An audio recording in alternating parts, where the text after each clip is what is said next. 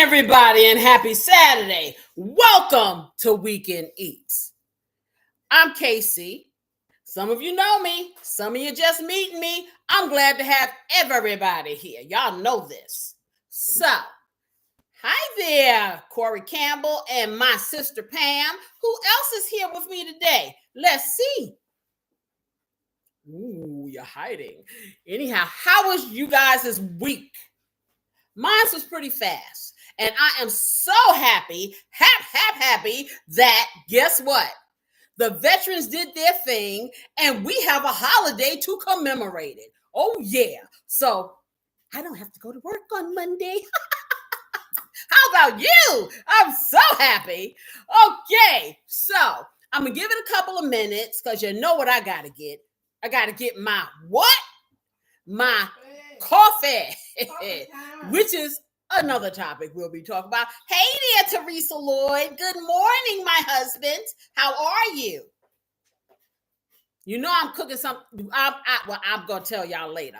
But he's going to be happy. Well, he's always happy, okay? He's always happy because he has me to cook for him. Yes, he does.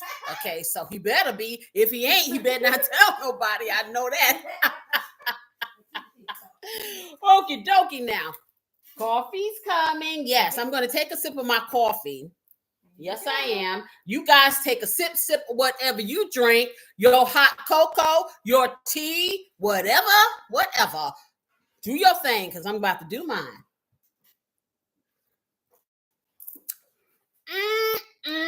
Good. And even if it isn't, it keeps me going. So, in any case, today on our show, and I do mean our show, because I would be nothing without you. We are going to make, and I don't know how many of you guys have had it before.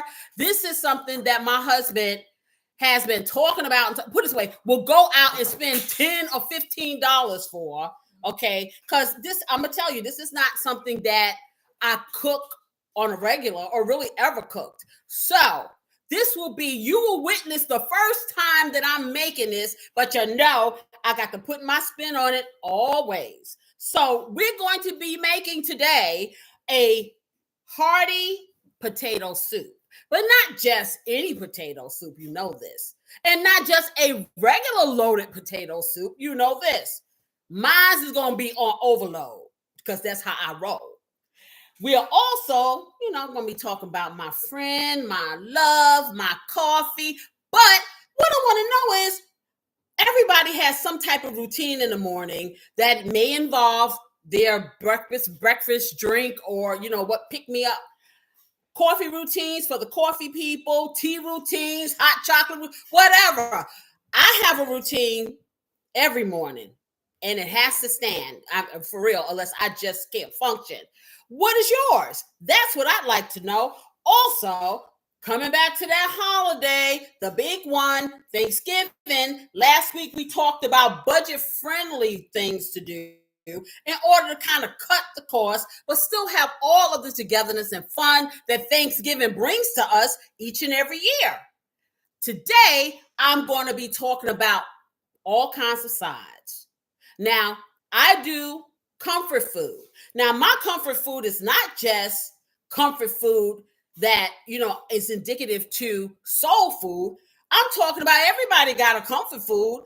Every nationality has a comfort food, a go-to food, that food that reminds you of home and the feeling that you get when you eat it. So I'm going to be talking about some sides. I am also going to be uploading some videos of sides that you can use, you might want to dabble in for Thanksgiving. See, me, I've already decided I am not doing traditional Thanksgiving foods. I'm doing the foods that people like, that they enjoy. And it may include a little turkey, gobble, of course.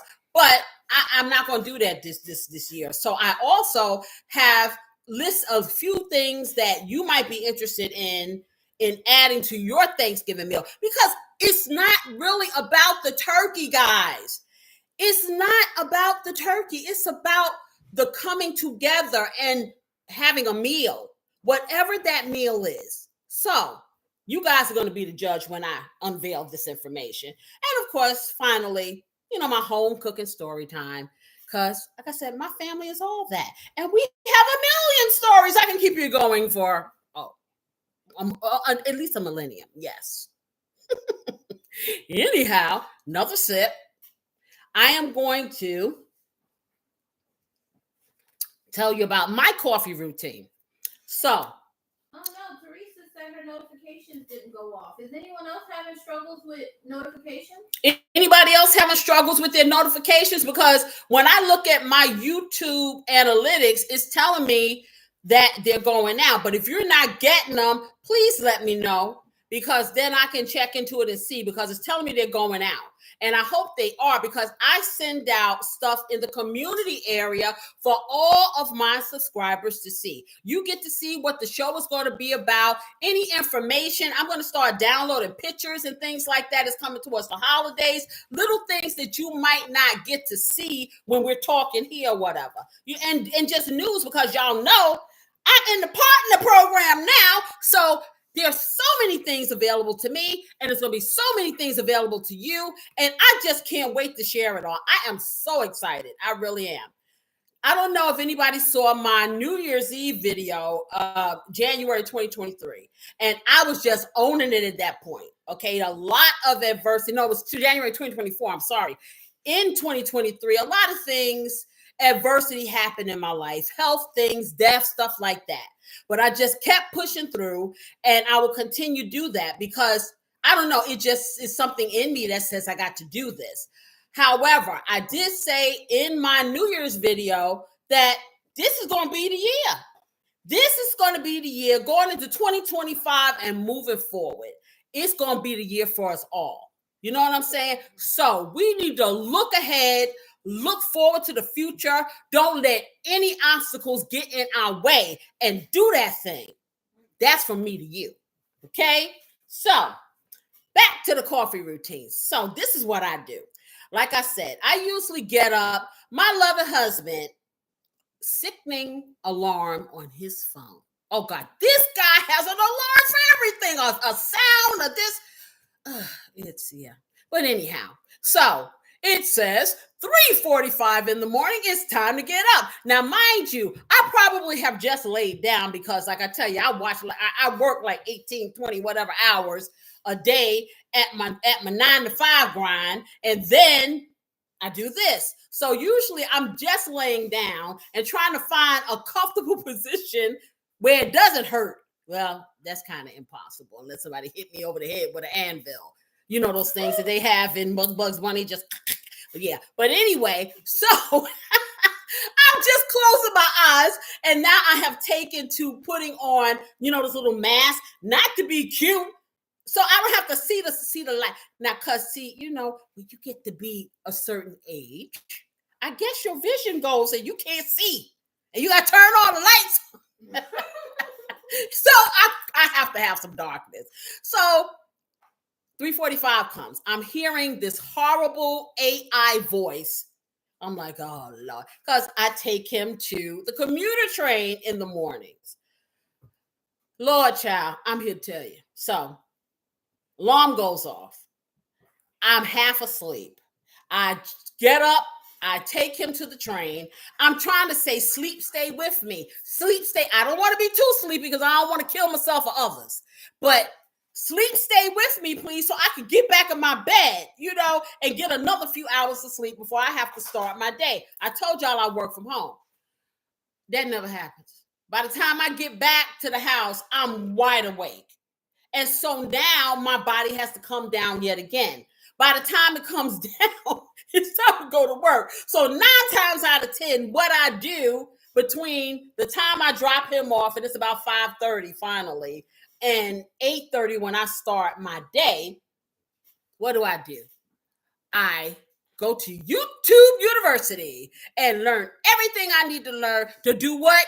Give you guys the best product I can produce. So in conjunction with what I learned, the rules, regulations, and all those things that need to be learned so I can keep coming at you, I also come up with all these bright ideas to try to keep you entertained, which is not a whole lot because you know what? This is all me. That's it. So say, hey, this is what you get.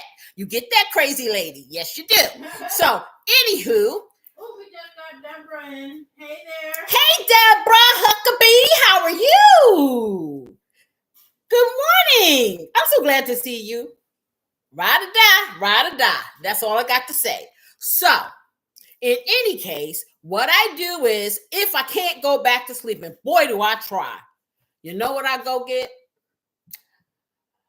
Mr. Coffee. Yes, I do. I start with the coffee. So,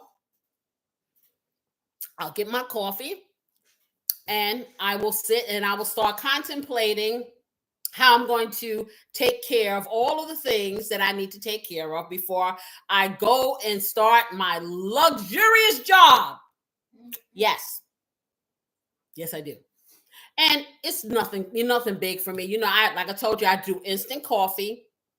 I have to have that. I will drink coffee probably all the way up to maybe like two. I'm not constantly drinking cups of coffee. You know, it takes me forever to drink one cup of coffee. So I may have 1 or 2 cups of coffee, depending on how busy I am early in the morning and then like into the afternoon, you know, past what everybody calls lunchtime, probably up to about 2. Sometimes, depending on how busy I am, I won't eat the first morsel of food until 3, 4. It depends on how the day goes. Why? It's not because I'm intermittent fasting, okay, as you can tell, because I'm pleasingly plump. However, it's because I get so hyper-focused on what I'm doing. I am a closer. That is my dynamic. And I don't like to see a whole lot of open ends. So I'm constantly moving forward to try to circumvent issues. You can't always solve them the way you want, but I need some sort of resolution. That's the bottom line. That's just me. Okay, which motivates me to keep going. So that's how it is. And a lot of times, and I'm gonna tell you, if it wasn't for my beautiful assistant making sure that I don't shrivel up and turn into dust in front of a computer 18, 19, 20 hours a day and infuses me with some kind of little morsels, okay, I wouldn't be so lively. Yeah, for real. Because she really does come up and down those stairs because we have two floors and there's times I never come out the room. So she has to remind me, hey, health break, you know, did you eat? Did you? But that's part of my routine. The coffee is integrated into that. So now I'm going to say to you guys, what do? I know everybody has a routine. You have to. So somebody hit me up with some routines. Anybody, whatever. It doesn't have to be coffee. It could be anything. Well, you know what? I guess I can give you guys a little bit of my weird routine. Don't judge me. I'm just telling you now. So while everybody come up, you know, and type their stuff in. So let me tell y'all what I do. I like to make my coffee ahead of time. I make mine at night. Don't judge me, okay? I like my coffee room temperature. I don't like it too cold because, you know, then they don't feel right. It don't have the right flavor. You gotta let the flavors marinate. You gotta let the flavors marinate. She got yes, it's called marinate. Sour milk. It's called sour milk. Sour milk. It's like, man, listen, let me tell you something. The flavors of coffee need to be warm. This woman eats everything lukewarm. Everything lukewarm. Okay, I have never I didn't raise her that way. Okay, we always had a warm meal. Okay, but you would think she was a gazpacho girl. Now, gazpacho is that soup. It's like a tomato. It's almost like a salsa soup, but it's cold. You want no cold soup? Not well. Hey, to each his own.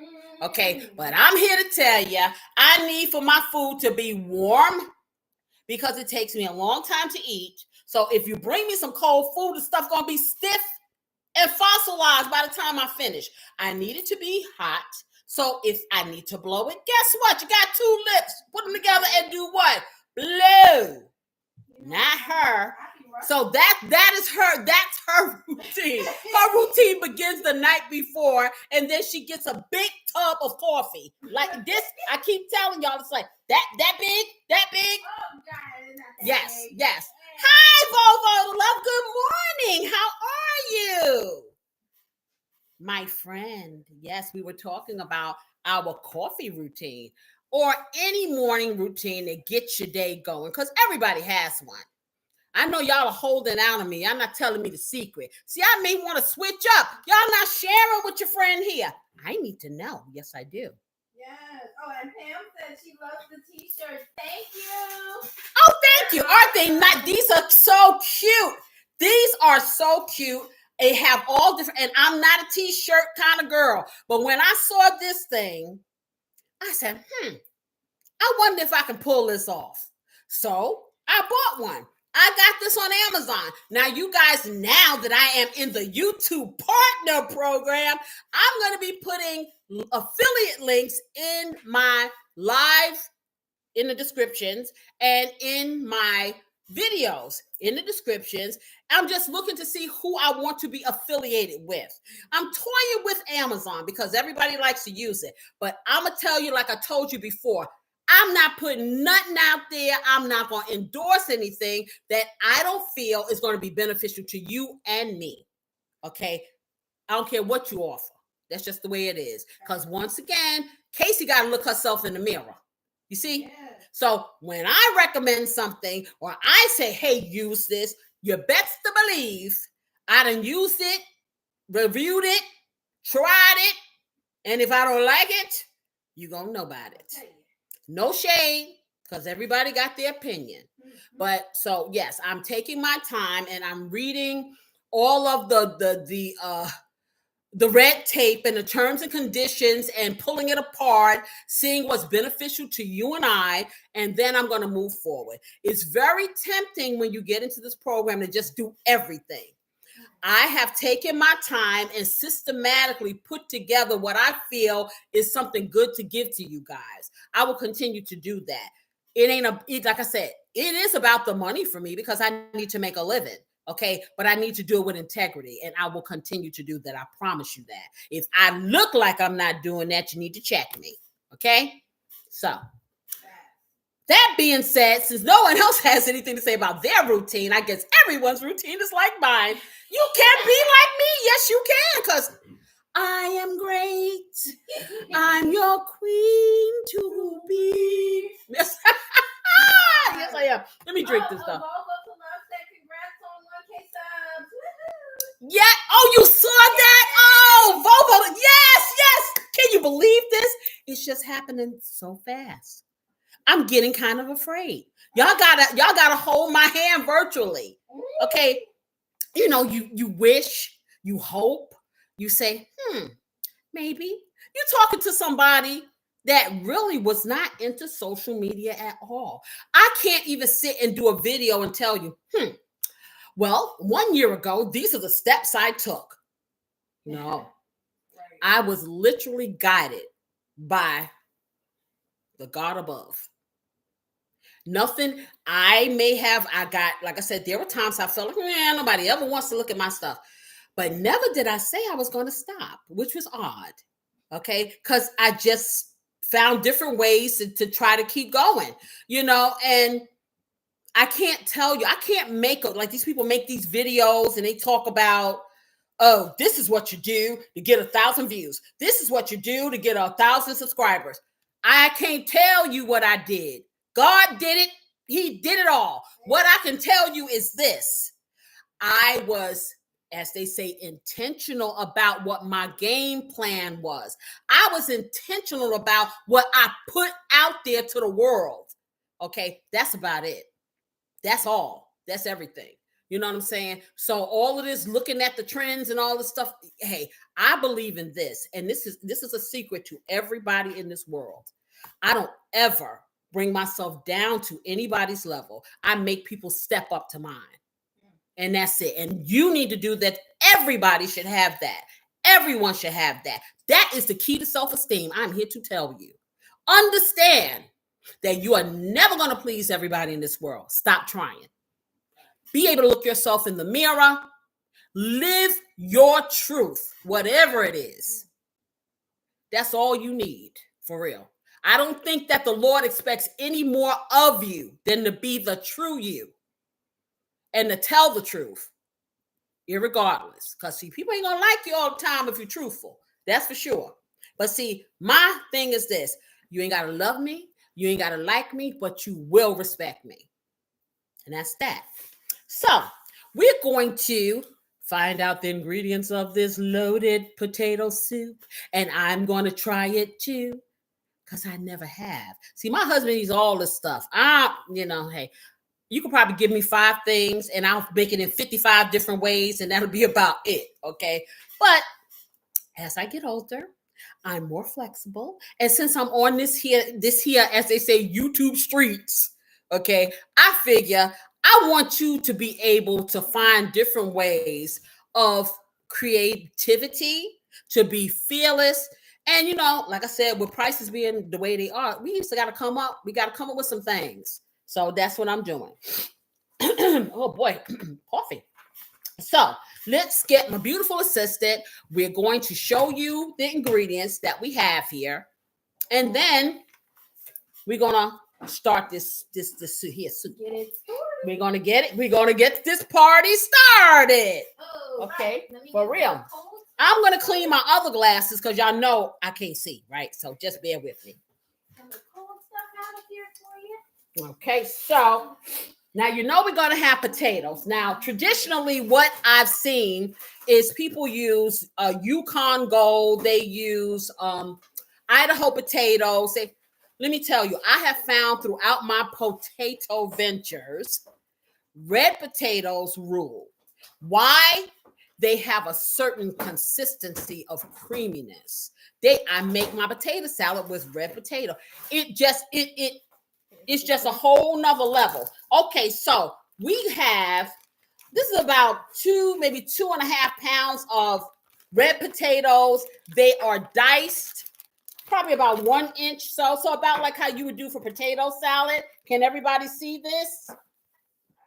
Okay, so I guess so, because you didn't say no. So I'm going to do that. I'm sorry. This is how I'm going to roll. If you don't say anything, then that means we good. Okay, so now you do notice that everything is in a baggie. So you know that I did not prep this stuff. I ain't going to tell you who did it. She needs to do a commercial for the baggie people. She will put you in a baggie. Okay, so these are, now you can use chives, and I bought some fresh chives, and let me tell you, I come down here this morning 5 o'clock in the morning so I can prep my food. I look at the chives. I threw them away. I couldn't even show y'all that. I do Instacart, so for the most part my shoppers bomb diggity, but somehow I got somebody who just in all their infinite wisdom thought they were going to pick up these chives that looked like they had crip walked out of the what do you call it, the cemetery, and they were zombies. Okay, it was not one of them green. They was every color but green, all bent over and doing the side lean, and I'm like, really? And I'm thinking $3 sell. I always keep, if you guys know, I always keep these freeze dry, and I love these because they reanimate and the flavor is awesome. I started using these because my kids eat ramen soup. I never liked ramen soup until I Caseyized it. So I put some of these in it, and this is the only way they'll eat it. So I always keep these on hand, which is good. These are dried chives. And like I said, when you're getting situations where your local grocer is not really giving that good produce, but you're spending that good money, hey, you got to always have some on hand. Do not neglect what you want. Just figure out a different way of delivery. So you can have that. But those what I just showed you were not chives. I had some green onions. So these are the tops of the green onion that I chopped. And this is going to be part of what I'm using more so after the soup is done because it's important. Yes, it is. Okay. So then, of course, I love me some Velveeta shreds. This is all part of the loading. You can get whatever kind of cheese you want. Also, mild cheddar or sharp cheddar or mozzarella or whatever kind of cheese you want to sprinkle on top. It's up to you. See, it's your party. It's your kitchen. You drive the train. This is what I like. Okay? You're going to have, and come on, y'all. This wouldn't be a Casey recipe if what? Butter wasn't involved. And butter makes all things better. Better. Yes. Love me some cow. Okay? Then I have some low sodium chicken broth, which is going to be part of this dynamic. And you'll understand why once I start putting it together. And I'm going to have about this whole thing. You need about 4 cups of that. So you need the 1 stick of butter. You're going to have for the cream. Let me remember. I'm trying to think. For the cream, because I wrote all this stuff down because I told y'all I do not do recipes. But you know what? Okay, I'm going to do about 2 cups of milk for the cream, and the cream is just to help make it creamy. About half a cup. What did I put here? 2/3 cups of heavy whipping cream. Now I'm gonna tell you like this. These are guesstimations. Once I look at it, because what the consistency that I'm going for is not runny water. I want it to have a creaminess, a creamy consistency, but the kicker is it's going to have some chunky dynamics too. So I wanted to have some texture. That's important. Otherwise, you're just getting soupy mashed potatoes, in my opinion. Okay, so I have a beautiful white onion. Now, you say, oh God, Casey, you didn't get red.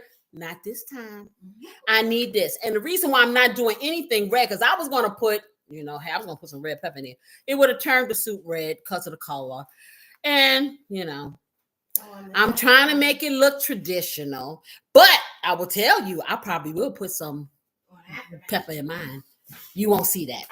Then finally, I have a 1/2 pound of thick slab applewood bacon, which I will be using in here. I'm going to fry that puppy up. You don't have to use the pig fat. I love Miss Piggy. She's my friend. But you can use turkey bacon. You can use beef bacon. You can use beef sausage if you want. You can use no meat and just make it all vegetarian. And let me tell you a little secret. For those of you who are watching your carbohydrate intake, believe me, get yourself some fresh cauliflower. Break it up into the little pieces like I did with the beef stew. Make it into a mashed potato. And then put the rest of these ingredients in it. You got the same dynamic, because you got to realize cauliflower takes on whatever flavor you put in there. Now you have a healthy version, low carb, okay, that you can eat right along with the people eating the potatoes. Also, we have, how much flour did you put in here, beautiful assistant? This is a 1/3 cup of flour. Now, the flour is only for a thickening agent. And like I said, when I put it all together, you'll see what I see. Okay. We also have, and see, these are some of the ingredients that I'm kicking it up with, because that's me. My black pepper. I'm going to do a little cayenne pepper. Some people put some kind of chili powder, really, ancho chili in it. I can't have it that hot. So I'm going to take it up a little bit, but I can't put the people on fire. Always some white pepper. Love that. It really enhances the flavor. They may use real garlic. I told y'all. I can't stand over garlicking things. So I like to use garlic, with this onion powder here. Yeah, onion. But I also like to use garlic powder, because I can control the level of garlic. If garlic is all that I can smell, then that's not sis. You can use fresh garlic if you want to, because it's yours. Okay, I'm doing me. I'm just letting you know. And of course, y'all know, here she is. Where is she? There she go. Casey's blessing. You can use whatever all-purpose seasoning you like or not. It's about you, boo. And I'm going to stick a little fresh basil in mine, because that's what I want to do. little bit of bacon fat I got onto the side. That's just to fry up my bacon because that just gives it some good flavor. Like I said, you don't have to do that. It's what you want to do. That's everything. That's everything, with the exception of, I'm going to give it a couple of squirts of that Splenda because it just does a body good. Mm-hmm. Anyhow, let's get it all over here. And I'm going to start putting this on. I'm going to put it on, and because everything is all together. So after I do that, we are going to have some tips on some sides. Yes. And maybe you can give me some tips on what kind of sides do you guys use for Thanksgiving? Can somebody put that in the chat for me? Because I can add that to my list, because I'm still a little undecided. My husband's like, you better go get that food. We're not going to have anything. He says that every single year. You know what I do, me, and we have a whole lot of stuff. Because I know sis knows what she's doing. Let me drive that train. Okay? Tell him, he in there, tell him, let her drive the train. That's all. That's all I'm saying. Let me drive the train. I'm the conductor, my train. So I'm going to take another sip. Now, like I said, you can use, this is probably the right amount. And I'm making probably about for 6 people or whatever, because I don't know if these kids are going to eat this. And I'm not about wasting food. Okay, I know my husband will probably try to eat it until he bursts. I got another male person in my house who is another one, thinks he's the human garbage disposal, but I won't even say that name. No, I won't. Okay, they've made him, every time somebody don't want some, oh, give it to him. And I'm like, Okay. Yeah, now I want to, you know what? Sometimes, yeah. Okay, I believe in this. Just put a little on your plate. If you eat that, get some more.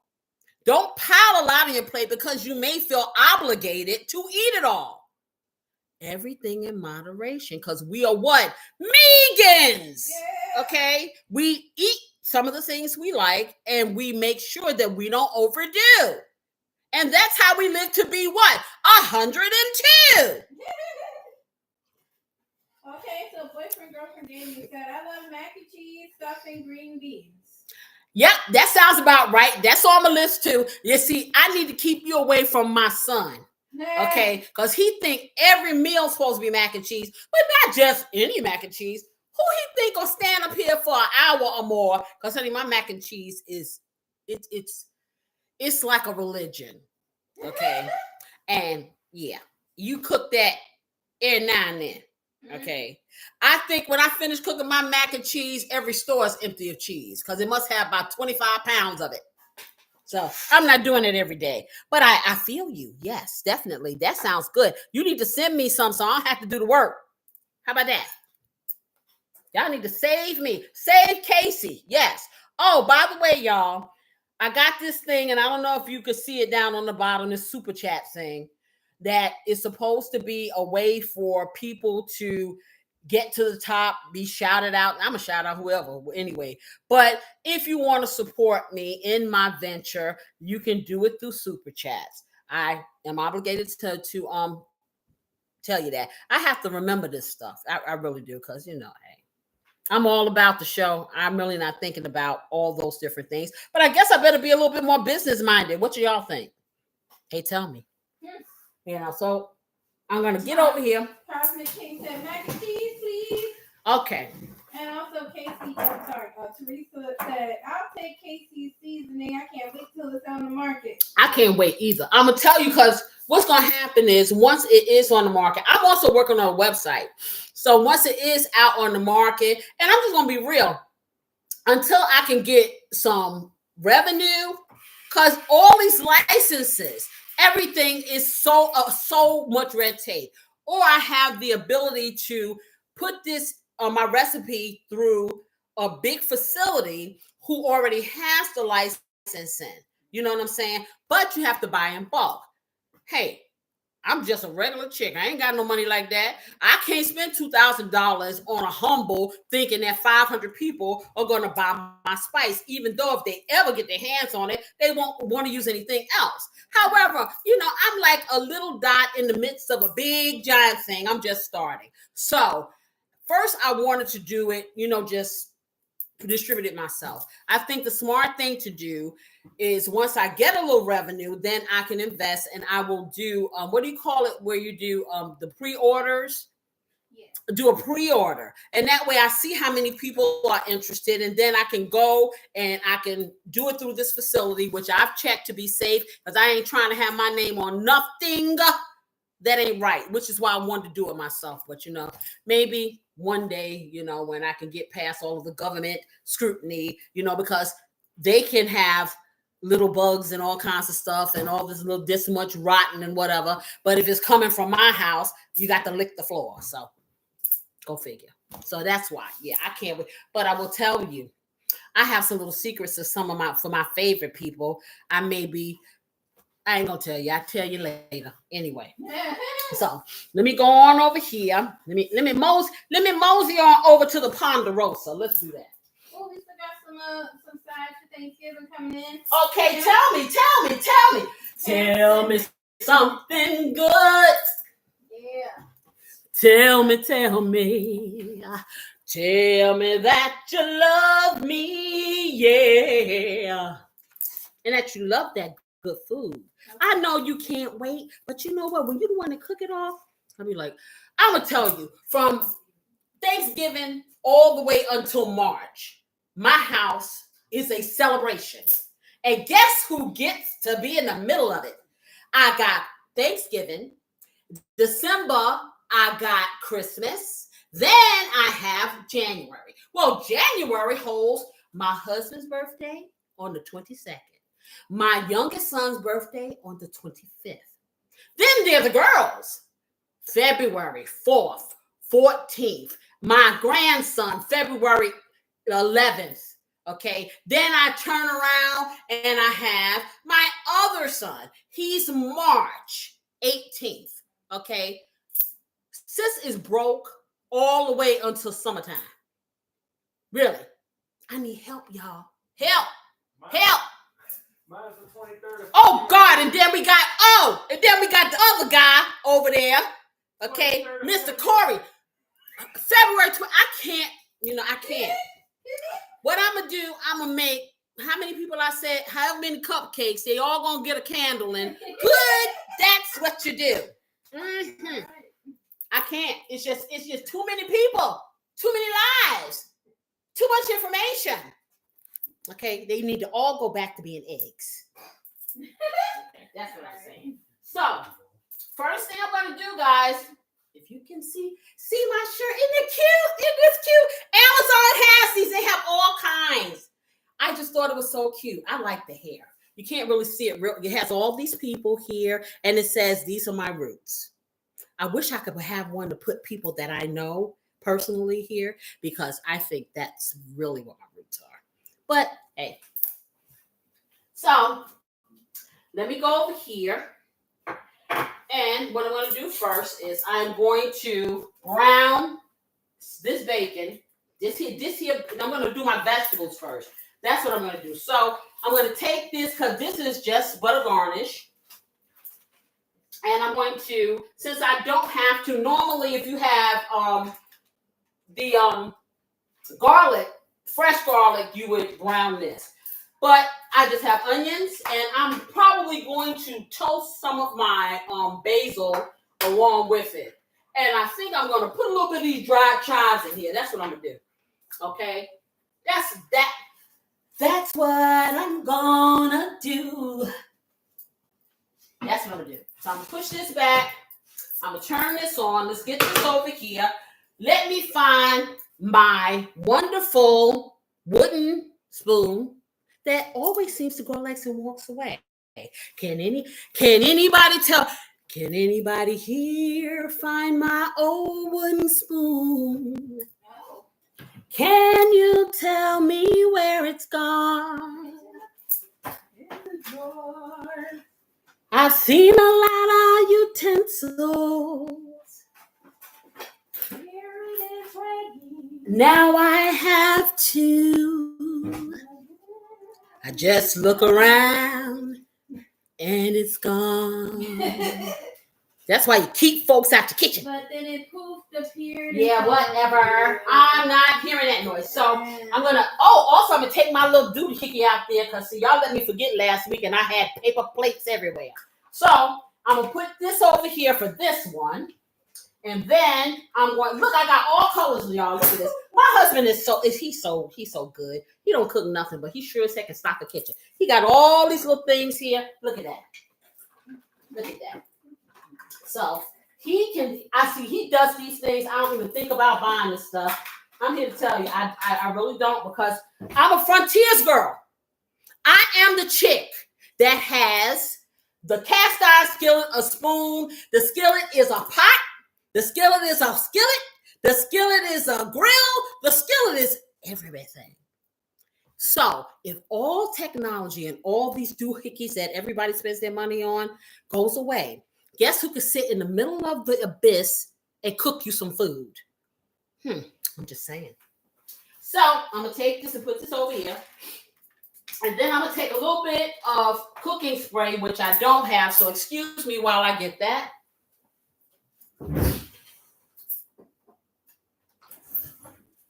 And I'm going to shake it up. I'm putting it in these pots. The first thing I'm going to do when I get some of this YouTube money, y'all, is buy me some new pots. Now, I'm going to tell you a secret. I spent almost $1,000 on these freaking things. And you know what? Now I got to buy more. The reason why I did that is because I was going to keep them forever, ever. Ask me why I need some new pots. Just ask me. Somebody guess. Guess why I need new pots. Somebody guess. I can't imagine. I want somebody to tell me. Because all of this technology, I've had a dishwasher for years. Okay. It's just decoration. But not for these new people. I wash dishes by hand because it preserves your pots and pans. I don't care what they say. Okay. But people in all their infinite wisdom decided they were going to put my $1,000 pots in a dishwasher. And they slowly degraded. Slowly they turned, step by step. And now I got to buy some more. But because I'm poor, I don't have the OR. Okay? We're going to have to work with what we got until I can get some more. How about that? That's going to be my first gift to me, and I'm going to let y'all know. So I need for you guys to start looking around for me for the best pots that are going to work on an induction stove because I can't just get any kind. I need somebody to give me some, put something in the chat, send me a comment and something, tell me so I can look. I'm going to look, but I need you to help me look too. How about that? Thank you. So let me just spray. So I'm saying this to say this is why I spray everything, even though it's supposed to be non-stick, because I ain't buying the hype anymore. So I'm going to spray this just like that. Let me get this over here. And I'm going to put this top over here in this nice little holder and turn this on high so I can heat it up. And then I'm going to put a tablespoonful of bacon fat in there. Why? Because I can. That's why. That's the only reason you need it. Yeah. Do you, boo? I tell y'all, I keep saying that, and I know y'all understand that. But I have some viewers that seem to think that they have to be my clone. I'm going to tell you again. Eyebrows are not twins. They're sisters. I want to empower the world to take the leap. Bungee jump into cooking. It ain't hard. You just got to go in there and start feeling it. Feel it. Don't think you have to be regimented. Taste things. If it tastes good to you, after you start tasting all these different spices and things, your mind will say to you, this will go good with that. That will go good with this. Have you ever seen me while I'm cooking? Do you see me taste any of this food? No. Ever. I don't taste when I cook because I know what it's going to taste like. They taste it. I don't. Because I know. And you will know too. This ain't magic, baby. This is just doing it and not being scared. So, we get that on here. I'm going to get my trusty bacon fat. I'm going to get me a tablespoon. Yes, I am. I love all of you guys. You guys make me feel, I tell you, I carry you with me all week.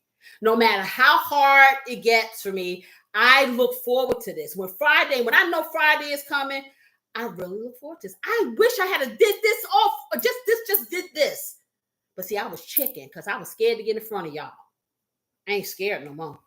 Hey. I love this. This is, you don't understand. You think I'm playing. You think I'm just blowing smoke. This is like, nobody need no therapy. They need a YouTube channel. That's what they need. Telling you, you work it all out. Cindy said we love you, Casey. Yeah, I love you guys too, and from the bottom of my heart. I really do. Man, y'all do an old lady's heart good. That's for sure.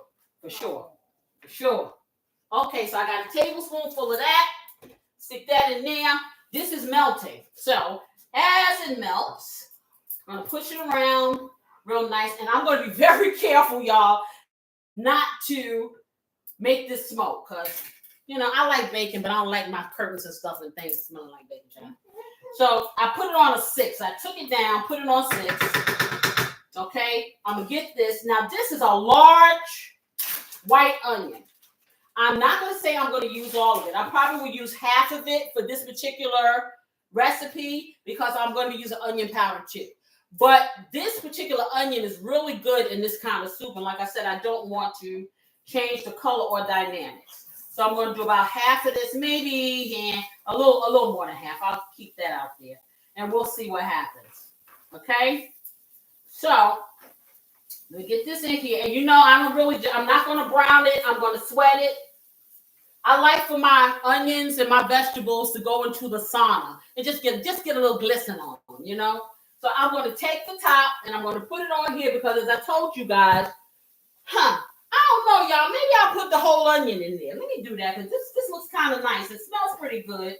Let me get that in there. See, there you go. Okay, so now I'm going to bring it down to a medium low. So that's 4 for my stove. Okay, let me get this up because we're going to clean as we go along, right, y'all? Yep. So, let me get this over here. And then what I'm going to do, you know what I should have really done? I should have used my smaller skillet because I really do want to cook this bacon up. But some of it's going to go in the pot. And then when I put half of this in the pot, then I will probably cook the other bit, for the topping. I have to think about that. That's something, because like I said, we making this up as we go along. We making it Casey style. So let's see. So what did I write? Okay. See, I'm getting good. I'm starting to write stuff down. I'm preparing for the book, y'all. Y'all gonna have this in writing. Aren't you excited? Okay. Yay! So let's see. I am going to put my bacon. Yeah, I think I'll do half of it. I'm going to brown it. Okay, now I'm going to take it out. That's what I'm going to do. I can use my big pot for that because, see, the whole thing is you want to get that flavor of the bacon. So let me use the big pot. I'll start browning the bacon. Y'all take notes. That way, if I forget anything, when I put it in the book, I can ask y'all, okay? Y'all need to help me because, see, I'm not the... Yes, listen. I talk to you all day long. I've never been one to love paperwork, and I always seem to be pushed into that kind of career where I got to do a lot of paperwork. I'm a very good writer. I just don't like to do it. And I can be real about it. So I'm spraying this pan too. We're going to get the bacon on or whatever meat you want to use. Okay, I'm put that on high. And I have, guess what? This is why I have 1 wooden spoon over here and 1 wooden spatula over here so I can do double duty. Because guess what? I'm a multitasker. Yes, I am. So, everybody get up because the sun is shining just for us. Everybody wake up into the morning into happiness. Hello, world. Come over here and make the soup. Yes. So, that's going a question from Tizzy. How do you stop an onion from making you cry? Oh, good question. Oh, hold on. Actually, I think this is a little joke. How do you stop an onion? Oh, it's okay. Come on. See, I'm finna deep. You finally. Okay, Tizzy. That was cute and funny. But I will tell you a secret. If you cut your onions, whatever, this is how I do my onion. I take the onion, I cut off a piece on the bottom, a piece on the top. I make a little slit down the body of the onion, turned up. I remove the first little layer of the skin. Okay, get all that off. And then I immediately run it under cold water, rinse it all off, and dry it. When you do that, it ain't gonna make you cry. No onion will. Just a tip. Okay, and I lied to y'all because y'all sitting here make me give y'all tips. And I gotta turn this thing on. Let me turn this down. Okay, so I'm gonna turn it down. I'm gonna move it off of here because I gotta get some bacon fat in here. And now I'm burn up a pot, y'all. Talking to Tizzy. Tizzy around here making me laugh when I'm trying to cook. You can't do that. What'd you say? Yeah, yeah, I'm telling you, I'm gonna get it from y'all. Okay, let's get it off of here. It's all the smoke's gone. The smoke is gone. I'm putting a teaspoonful of bacon fat in here just to get it started. Because I'm gonna cook this bacon in here. Let me get it back on the stove. Because when you remove these pots off this induction stove, I bought it because I wanted my children to learn how to cook without fear, and they're scared to get burned. You can't get burned on this stove. The pot gets hot, but the stove top doesn't. So when you move it, you can lay your arm on it. They ain't gonna do nothing to you. And that's why I bought it. Because otherwise, my cooking choice, I've learned to cook on these things, these electric stoves and stuff. I really like gas. I'm gonna be totally honest. Me personally. See, I get a little nervous with gas because it's like you can't really regulate the. That's because you don't have you got to realize what century, what is it, Pam? Where we come from? Okay, we're baby boomers. The time we came from, when somebody had an electric stove, that was considered fancy, and they had those electric stoves with the coils. So the vast majority of people had gas stoves. That being the case, and let me shut my mouth. Let me put this bacon in here, y'all. Because I'm going to do it again. Okay, I got this on medium low. I'm going to put the bacon, and I'm going to cook all the bacon. I ain't going to leave front because I ain't going to be doing this in no batches. I'm going to cook all this bacon in here, and then I will separate it because I got to get it up out of here anyway. Okay, so let me get the bacon to staking and taking and doing this thing. It's a tang. Yes, it is. So, I'll get that in here. And it's some nice bacon, too. Now, I'm going to tell you like this. Y'all know I was talking about Aldi's and they meat. Well, this bacon, Applewood bacon, came from Aldi's. Looks pretty good. See, everything's not bad. You got to realize there are some things you can get from different places. Everybody has a good thing somewhere. Okay, you just got to find it. Like I said, there are certain things that I require. I need it to be a certain way. And so I do go from one place to the next. And this is why I love Instacart for me, because it allows me to go to so many different places with the convenience of me sitting in my seat. You just have to know how to navigate. And when I figure out how to show you my hands and show you my screen, I'm going to show you guys how to use Instacart budget friendly in a way that's going to service you.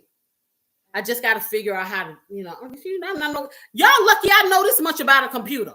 I'm 62 or 26. I'm sorry, 26. Okay. The screen share. But hold on. So hey, I'm putting the top on putting the top on the bacon so it can slowly cook while my onions are sweating. Mm-hmm. Okay, you were saying? I was saying Tizzy said that her grandmother had a wooden stove. Her grandmother did what? Had a wooden stove. Oh, I know what that is. It's like a potbelly stove, or it's like a stove and you put the wood in it and it heats up the top. Mm-hmm. Oh boy, that's like really, really. That's like the color purple had. That's what it was. So that was like from probably like the 20s, maybe, or the late 1800s or something like that, that stove. Wow. Okay. It heated up the top and they did their thing. Yep. Yeah, for real. And my sister remembers we had an aunt that lived in Docena, Alabama. I remember when I was a kid, they had outhouses. See, we ain't never had that. We had running water and flushing toilets my whole life. I went down there. They had outhouses. Ooh. So needless to say, I don't remember going to the bathroom. I really don't. I'm about to say it had stank on it. Well, I don't know, because I don't remember. Pam, do you remember ever going to the outhouse when you went there? Woo. I don't, because my said, sister. Yeah, immediately. Immediately. Oh, Yeah. Teresa commented.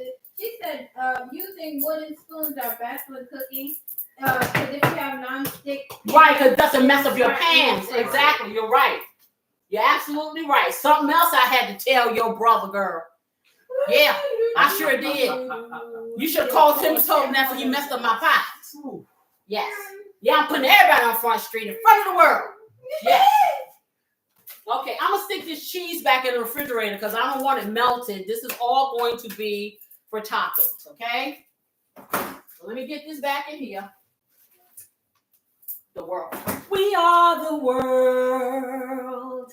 We are the children. We are the ones who make a brighter day. So let's start giving some potato soup. So how many of you have ever had this stuff before? Let me know. Oh, let me get my cream back in there, child. Oh, and Pam responded to you about the outhouse. She said rarely she went out there and she was worried about getting bit by the right. So you probably going to Docena was probably like, okay, people getting into the armed forces and learning how to control relieving themselves, because you definitely didn't want to go out there at night. I don't know if you want to go out there. I don't even remember, because I do remember spending the night there. And the reason why I remember, because I was a little girl and I had never had chitlins before. And my aunt made some chitlins. And they put hot. I think I tasted them. And I think they were okay. I can't really remember. I know my mother used to cook them occasionally because my father liked them, and so did she. I knew they was funky. But she did it in a way really that it didn't smell. I forgot what she did to them or whatever. Because let me tell you something. Put it this way, I will cook a pig feet. Yes, I will. I'm not that. My husband likes that. He gets that, like I said, occasionally. He'll ask me to do that. I can't. I've cooked chitlins before when I lived in New York.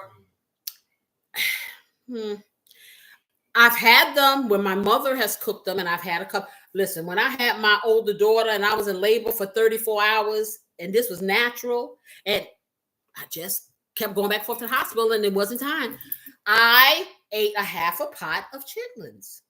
Yes, I did. As I walked around in circles, I remember I had some fuzzy slippers. They were pink fuzzy slippers. Child, when I finished walking them 34 hours, they was black and flat. But every time I went past the pot, I got a fork full of chitlins and ate it. That's the only time that I've had, hey, you don't know what you're going to eat when you having a baby. You eat anything. Hey.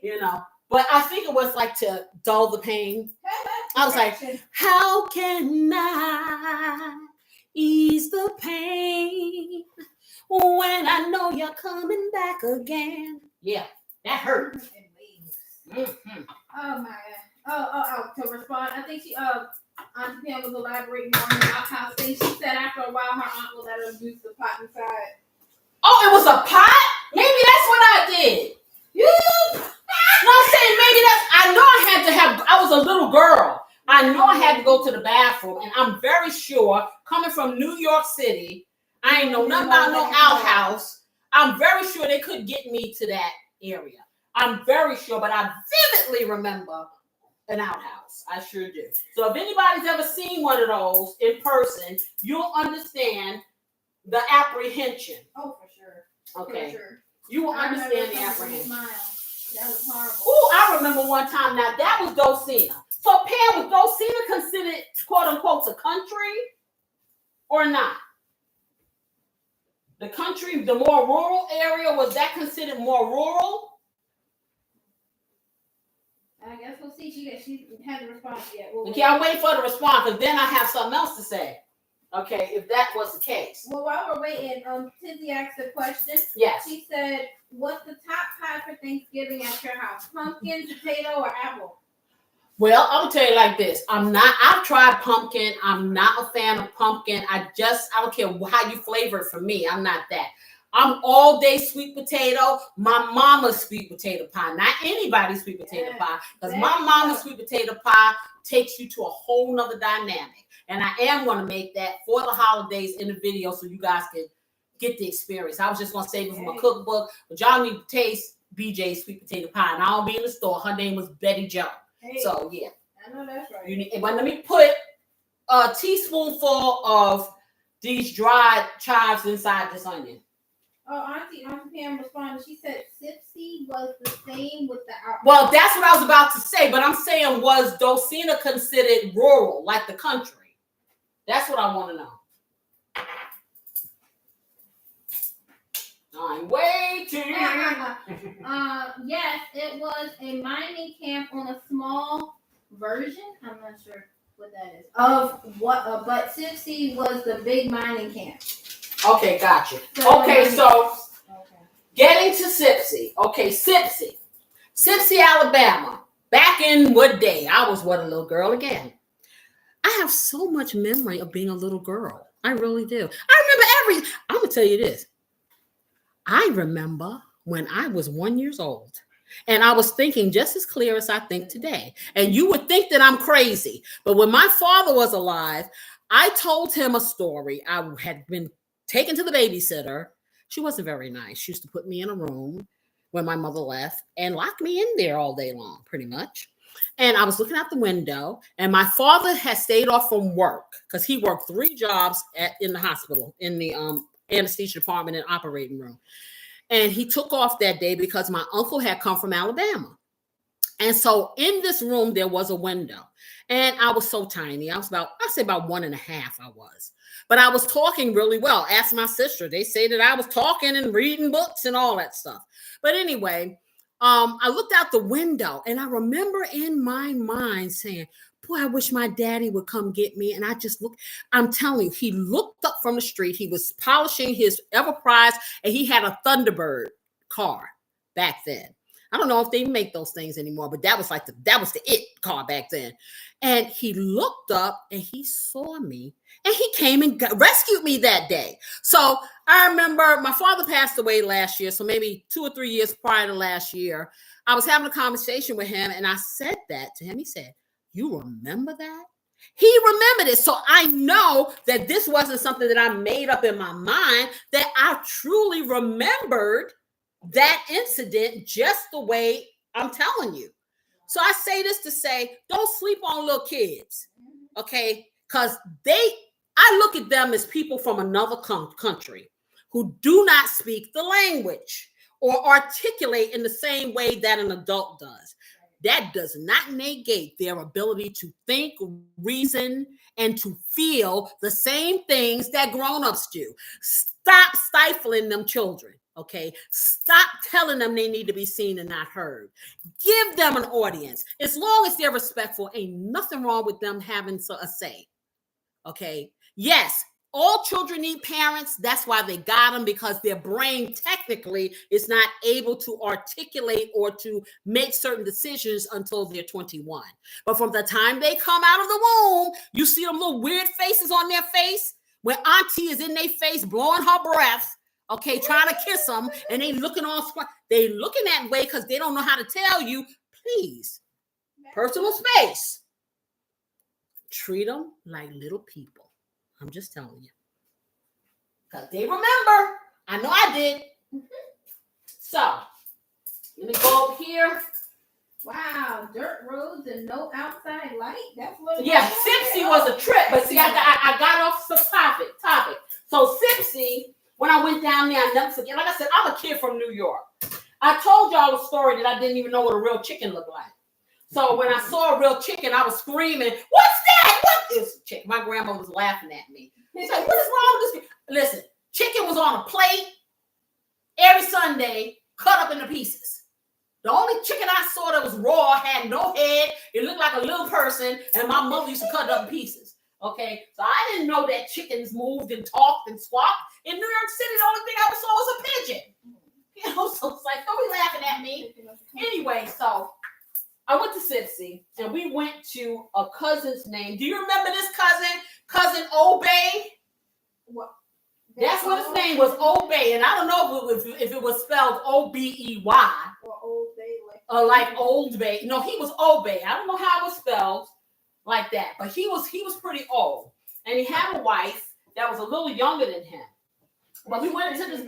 You remember, we went to his house to visit. My mother went there to visit him. Of course, the kids got drug in there. I'm going to take this butter. I'm adding the butter to, and I'm going to do half of it. I'm going to add half of this butter to the onion mixture. Okay? So we went there, and I'm going to be totally honest. It was hot. Because, see, back then, people didn't have central air. But even in New York, we weren't hot like that. It was hot. I'm going to tell you, now that I think about the scene, it reminded me, I'm going back to The Color Purple again for those of you who've seen it, because that's the only thing I can say. It reminded me of Mister's house after Celie left him. That's what it reminded me of. I'm just saying. It did. You know, not all broken up like that, but it was just like, it was hot. People were sweaty, and he's sitting there eating up. There was no air. They ain't had no central. I think they got central air like in the late. Certain people had central air. You had to have money to have central air. But apartments and stuff didn't come with central air. You had a fan in the window. That's what you had. You had a lot of fans. And I never remember being hot. I used to play outside all day long in 90 and 100 degree weather. I can't do that now. But in any case, let me get a knife. One moment. I used to. Well, didn't, but we went to this guy's house, and his wife is standing there, and yes, she had the rag tied on her head, and she was dripping in sweat, and I remember being like really tight, and he's sitting at the table with this big old plate of chitlins, but the plate of chitlins, I guess this is why maybe I am just over the top, okay, but the memory, see, I'm giving these food memories. He's sitting here with this food, and the flies are abounding. And he's just sitting there. I'm like, and I'm a little kid, you know, so I guess I got PTSD from seeing stuff like this. And so I said in my mind, I can't. Right, you know. It triggers a thought. No. You know, no shade, you know, but hey, I guess you know you got the door open or whatever. Screen door is not working. People coming in now, you got flies. Yeah, they was everywhere. He's sitting there just as happy. He eating his chitlins, you know. But yeah. So I put half a stick of butter in the onions. The onions are cooking so nice. They're sweating. They're still retaining their plumpness. It's going to be a good thing. Okay, I'm gonna leave this other piece of butter over here and I'm close it up because you know I'm gonna use it, right? I only imagine what cleaning chitlins and stuff was like with all that. Listen, they used to get them directly out of the hog. So they would slaughter a pig, they would gut the pig, the chitlins would pour out, and I guess they would take them because you know chitlins are intestines. So you take them and you take the membrane off so you can clean all of the feces or anything, little stones or whatever. They clean them really good, and it's a real long process. And I'm gonna tell you, I've had them, and they taste good if they cook them right. I don't like them if they're big. They need to be chopped really fine, and I can eat a little bit of them. You know, it smells. It smells. Yes, it does. But you know, there are a lot of things that stink and taste good. You're not wrong. Okay. So, but when you little, you're visual. You go by smells. You don't be thinking about, hey, the dynamics of it. You know what I'm saying? But when you get to be older, you have enough sense to know there are things you can eat that may not look appealing. I ain't telling a lie. If it don't look good, I ain't eating it. I'm about to say, we still picky with the way it looks? I'm not picky. I'm not as picky as they are. No, I'm not. I just want stuff to be clean. Okay? I think I deserve a clean meal. I'm sorry. When I bite into a sandwich, I shouldn't have to have somebody's blonde hair hanging out of it. You're right. Yeah, really. I'm sorry. You know, and if that's being persnickety, hey, let's get a T-shirt that says it. Look, presentation matters. Okay. I'm OCD. I'm an obviously clean diva. That's right. I'm an obviously clean diva. I'm making shirts, y'all. If you're an obviously clean diva, then that's going to be the t-shirt you want to buy off my website because I'm making one. Okay, so I just took the top off the bacon. I'm going to put the heat up on the bacon a little more because I do want it to be crisp. And this kind of bacon is kind of meaty because it's that thick bacon. So you probably have to cook it a little bit higher to give it that crisp, that little crisp you want. So I'm putting it on like a medium high. And I'm going to cover it again. I'm just going to keep cooking. My butter is melting. Oh, so lovely. Okay, really nice. Oh, Tizzy was telling you a little side story. She said that her and her son made spaghetti. What did she say, over the weekend or last week? She said she had him help make the meatballs. So it's a little that's so good. A little family experience. Tell her to send some pictures. Why don't you send me some pictures? Right. Send me some. Well, I'm sure she'll probably don't. Did you take pictures of that?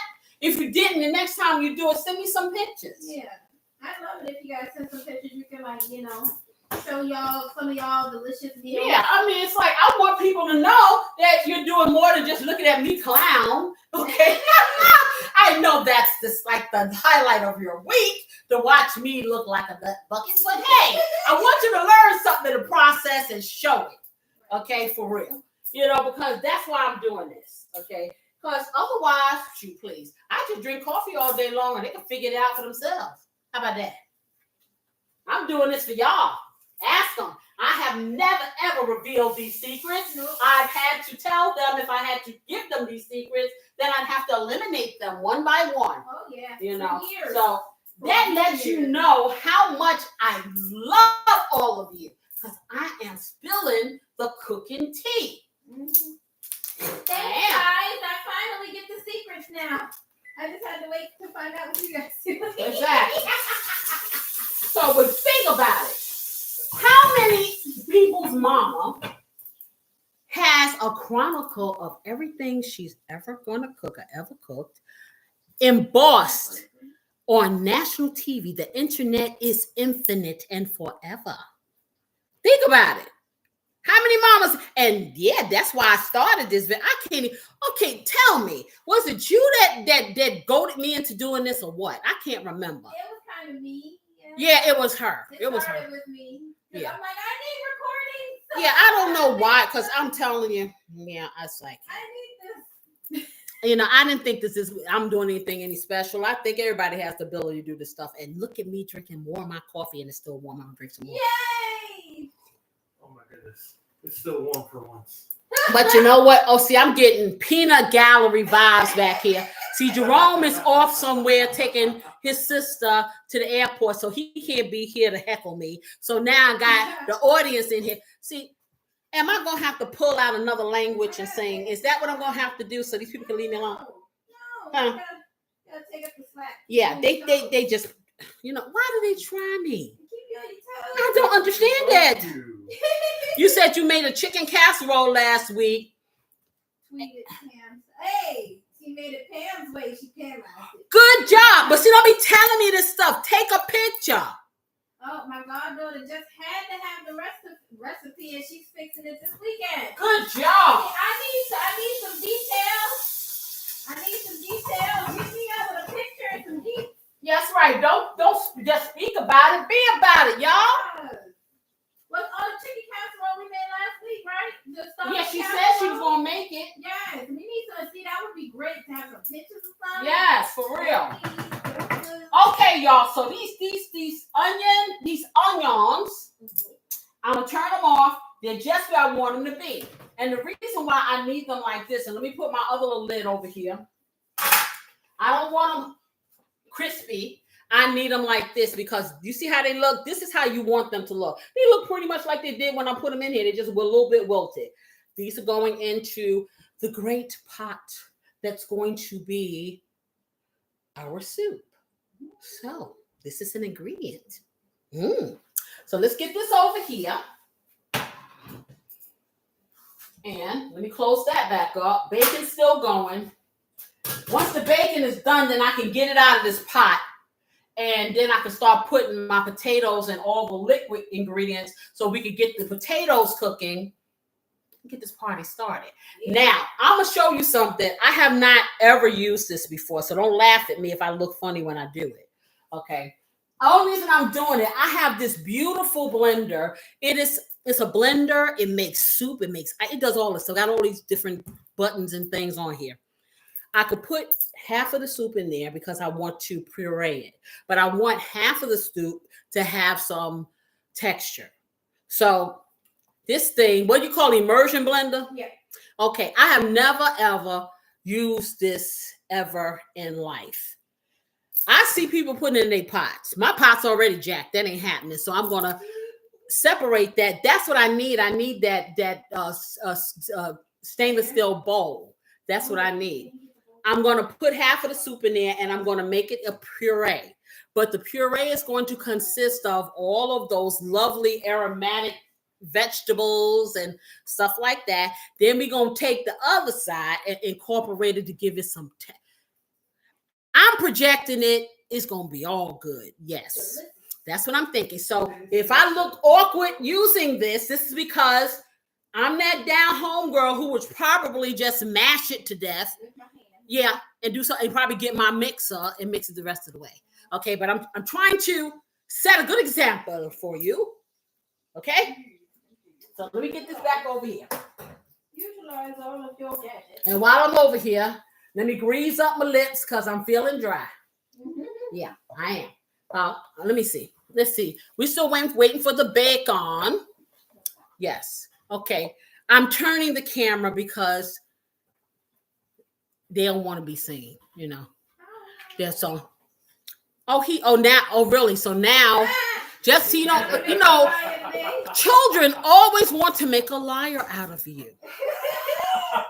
So just because of that, next week's show features Corey. Oh, no. How about that? He's gonna be the other beautiful assistant. I'm doing interviews. I'm gonna make him talk. Yeah, he does talk. He sure does. He does more than just eat the food. Yeah, see, now he want to be mute. Okay. Yeah, I need the big one. Yeah, that's good. That's a good one. Okay, so yeah, that's what I'm going to be doing. So I'm going to be looking crazy. Yeah, I mean, like, okay, she truly don't know how. I truly have not. But you know what? We're going to learn. We're in this love together. We got the kind that lasts forever. Yep, we in it together. Yes, we are. Let me check this bacon. Because there it's doing its thing, y'all. It's getting crisp up in there. I'm going to be able to get it out soon. I say about 2 minutes. Okay? So, got that over there. I need to wipe my stove down because you know why? Because what am I? Clean. No. You're obviously clean diva. I'm an obviously clean diva. And let me turn back over here because I'm talking, y'all looking at the wall. Okay, there you go. I'm an obviously clean diva. Yes, I am. Yeah. Okay. So Can we also say OCD could stand for obviously clean dude? yes, for the opposite sex, okay, we're going to have shirts that say obviously clean dude. Yeah. How about that? I'll even say obviously clean do me. How about that? Okay, I don't know how this thing walked out. See, he left a mess. Okay, he left a mess. Yes, this is clean, but do I need this? No. Just in case. So it needs to go over somewhere where I don't have to see it. I cannot stand to have my countertops cluttered. Yes, I can't do it. I can't do it. Sorry. They need to know. They should get tired of me saying this. When I go back to being an egg, y'all, I'm gonna script walk out some way so I can be in their faces. Because see, they think that if I'm not here, well, they can do what they want to do. Never, ever.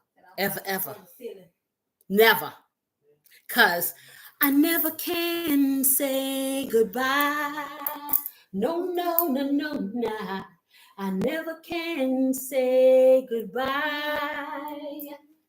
Even though the pain and heartache seems to follow me wherever I go. Though I try to hide my feelings, they always seem to show. And they're never getting rid of me, even though they may want me to go. Tell me why. Is it so? Because I'm Casey. That's why. Okay, y'all. I think the bacon is about ready. Oh, it is.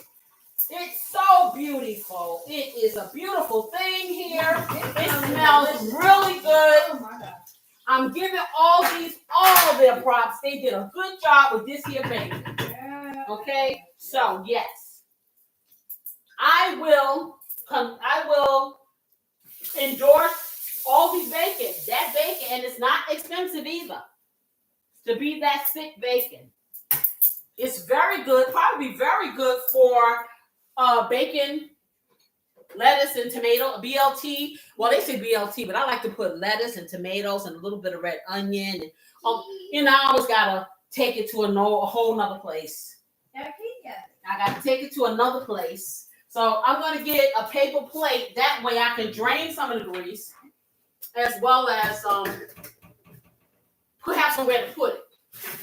And I'll have to kill what, Pamela? No tree. A tree.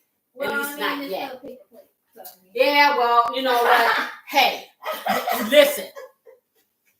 I'm not trying to hit it. Oh, keeper of the cards. Hello.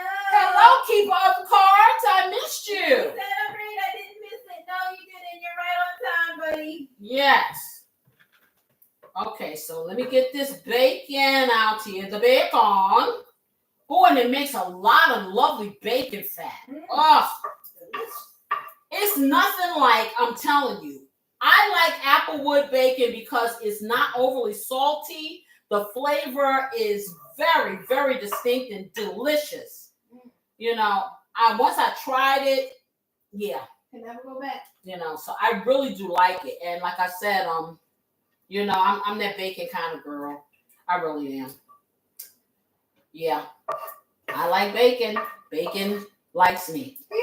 How about that? So that's what I'm trying to get all. I probably should have used something else other than this wooden spatula. Because, yeah, this is trying to grab all of this goodness. This delicious goodness. Yes. And trying to get the most of it out of it. So I can, yeah. Okay. I think that's good because this should be fine. Got a lot of nice little drippings in here. Can't be mad at the bacon. So you want the bacon to look like this, guys. Do you see it? Do you see what I see? Yes. Oh, that bacon brown. Yes, it browns beautiful. So we're going to sit it to the side, and it's going to wait patiently to join its brothers and sisters. Yes, it is. So we're going to put our friend bacon over here, okay? So now I'm going to stick this in here. So now's the fun part. Well, first I got to wipe my stove off because I dropped a little bit of piggy on the stove. And then once I do that, I'm going to start putting in the liquid ingredients, and we're going to put in the potatoes. That's what we're going to do. Okay? That's what we're going to do. So, is everybody having a big gathering for Thanksgiving? Or is it going to be little? You know what? Thanksgiving, I look at it like this. I know some people get depressed because they don't have a whole lot of family, or they may not be connected, or the family may be far away. But you know what? Family does not have to be blood. Let me tell you something. Blood makes you related, okay? But it doesn't build relationships, okay? So you can be related by blood all day long. But I don't know you. I may feel close to somebody that actually has been in my life and been there for me, and I can connect with. So I say this to say, if you have blood relations and you want to have that real connection, it takes putting in the work. period. Because we are people before we're connected by blood. Relationship building happens between you and your child, between you and your sibling, between you and your parents, between you and your mate. You got to put in the work. We are lazy, and then we want to complain that we're lonely. See, I don't mind being alone, but I'm never lonely because guess what? I got the best friend ever. Me and Jesus. Hey. Okay. All day, every day. So, for real. You don't have to have a crowd of people around you to feel to feel fulfilled. If it's just you, hey, don't neglect making some of your favorite things. Save it, and you have it, repurpose it and stuff. Celebrate being with yourself. If that's what you got, you know what I'm saying? I feel that. You got to do that. You got to celebrate yourself. Do not let other people define you or your happiness or your lack thereof it. Okay? For real. So, yeah, I don't need 25 people. That's just too much people taking up too much space and breathing my air. I'm just telling you. So, Not wrong. You are not wrong. let me put that over here. And, yeah, I need to clean my stove. Y'all need to clean my stove. Don't worry, we got I'm seeing stuff up on here I don't like. That's what the lovely assistants are for. Okay. That's what we're here for. All right. Now that looks more like I want to put a pot on there. You know what? I got a side question that's completely unrelated. What? Sort of, kind of, but I started talking about Thanksgiving. Why do they always show the Super Bowl on Thanksgiving? Because they have people in one place. They figure that for the vast majority, those sports are a lot of women are into sports, but really they have been targeted for men. And so they figure these old-fashioned ideas that the women are going to be in the kitchen gathered, cooking, and the men will have nothing else to do but look at television. However, things are not always traditional. It may be the opposite, but it's because they feel like it's going to be large quantities of people in one gathering. Right. Now, and I'm being totally honest, if I come from across country to see you that once a year, heck, if I want the TV on taking up my space and time, that's just me. And to clarify, I said Super Bowl. It's not Super Bowl. It's just a regular Sunday game on football game. Yeah, I think they have like the Rose Bowl on and stuff like that. They have sports. Yeah. Like I said, for those sports enthusiasts, hey, have at it. And, I'm not really all that. I mean, I'm happy for those people who do it. Bless you. But I'm not, me personally. Yeah. So I would not be the one gathering. I'd probably be gathering somewhere else in the house because it wouldn't be that. For real. I really wouldn't. Boy, it's so bright over there. I thought I had a light on. Okay, so I'm going to get the chicken broth, y'all. I'm going to get this, and I need some milk. I forgot I need milk. Okay, so let me get the milk out. I may need to open up the other one. Or my beautiful assistant will, because guess what? My nails, I ain't trying to break them. I don't know if I need to do that yet. So let me just see what I wrote down. Okay, so I need 2 cups of milk. I'm going to try 4 cups of the chicken broth. We'll see what happens. Okay, the whole thing is I'm making a solution to cook my potatoes in because you want this flavors to cook through. And then, of course, I'm going to throw a couple of this, a couple of that, throw some stuff in there, do some magic over there, and say, poof. She's going to mix it up with love, and that's home cooking. Yeah, okay. How corny is she? Really?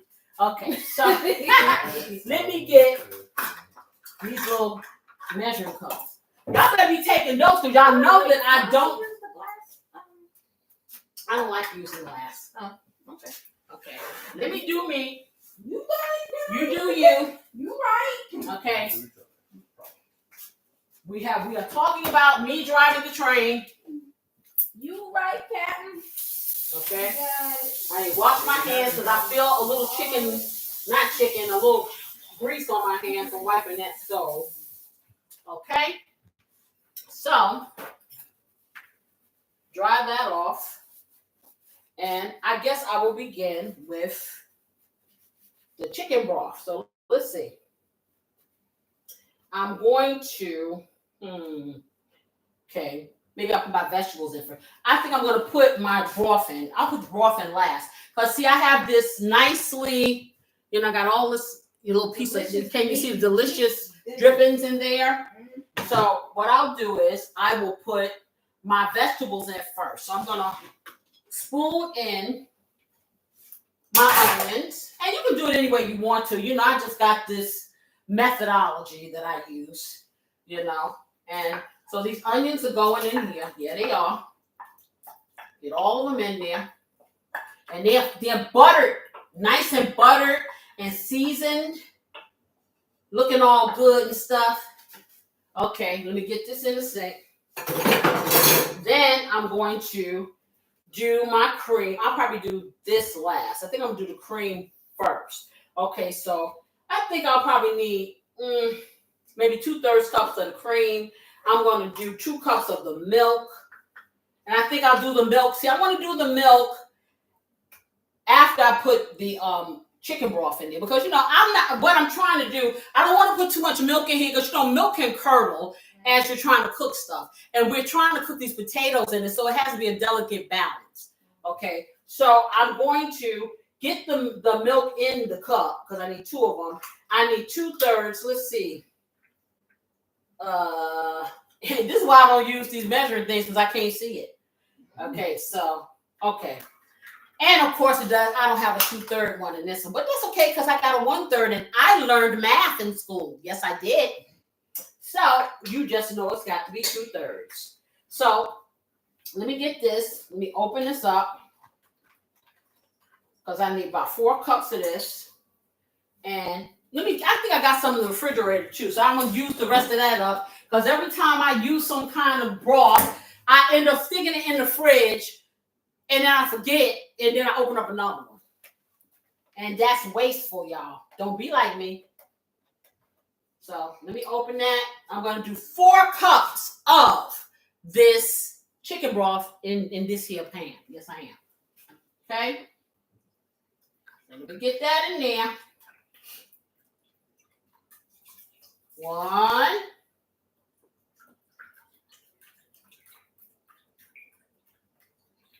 See, I only got 2 out of here, but that's good because now I can get rid of this one. Let me get the rest of that out of there because we want every drop.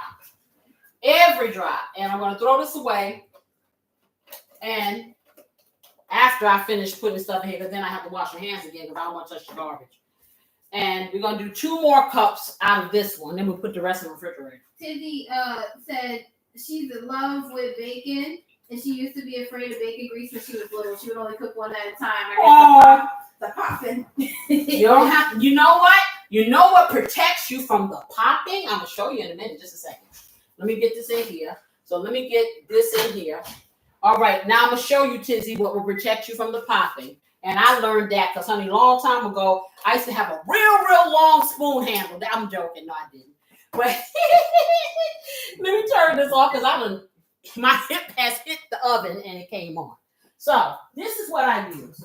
So when I heat up my skillet, I'll take this thing here. This is a game changer. And they come in all sizes. And guess what? If you have a dollar store, a Dollar Tree, they come in, you can get like several sizes to fit your pans, and you just put it over, and this is not a skillet, but you put it over your skillet, and that keeps it from popping on you. And when you want to turn your stuff, you make sure you have a nice distance. Don't put your face over it. You know what I'm saying? And be real. Realize this is hot grease. So I feel you with that. But deal with it. And then once you get more comfortable with dealing with oil and stuff, then you know how to treat it. You have to treat your food with respect, and it will respect you. Because when you're aggressive, it will be aggressive right back. Okay, you know what? Everybody has some funny. Everybody got the jokes. Okay, so you know what?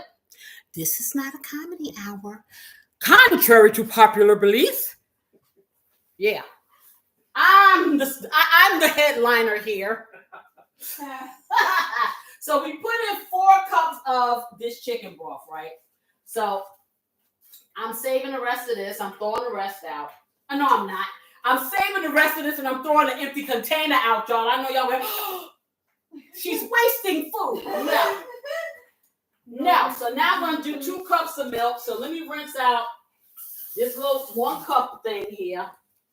They had the chicken broth in it. They're going to kill me because guess what? Chicken broth, milk is all going in the same pot. So I rinsed it out. Yes, I did. And I'm going to do 2 cups of milk. And I use lactate milk because you know what? I have people get bubble gut around here. I have these kind of people. I'm not trying to smell anything but fresh air. I'm just saying. Okay, so 2 cups of lactate milk.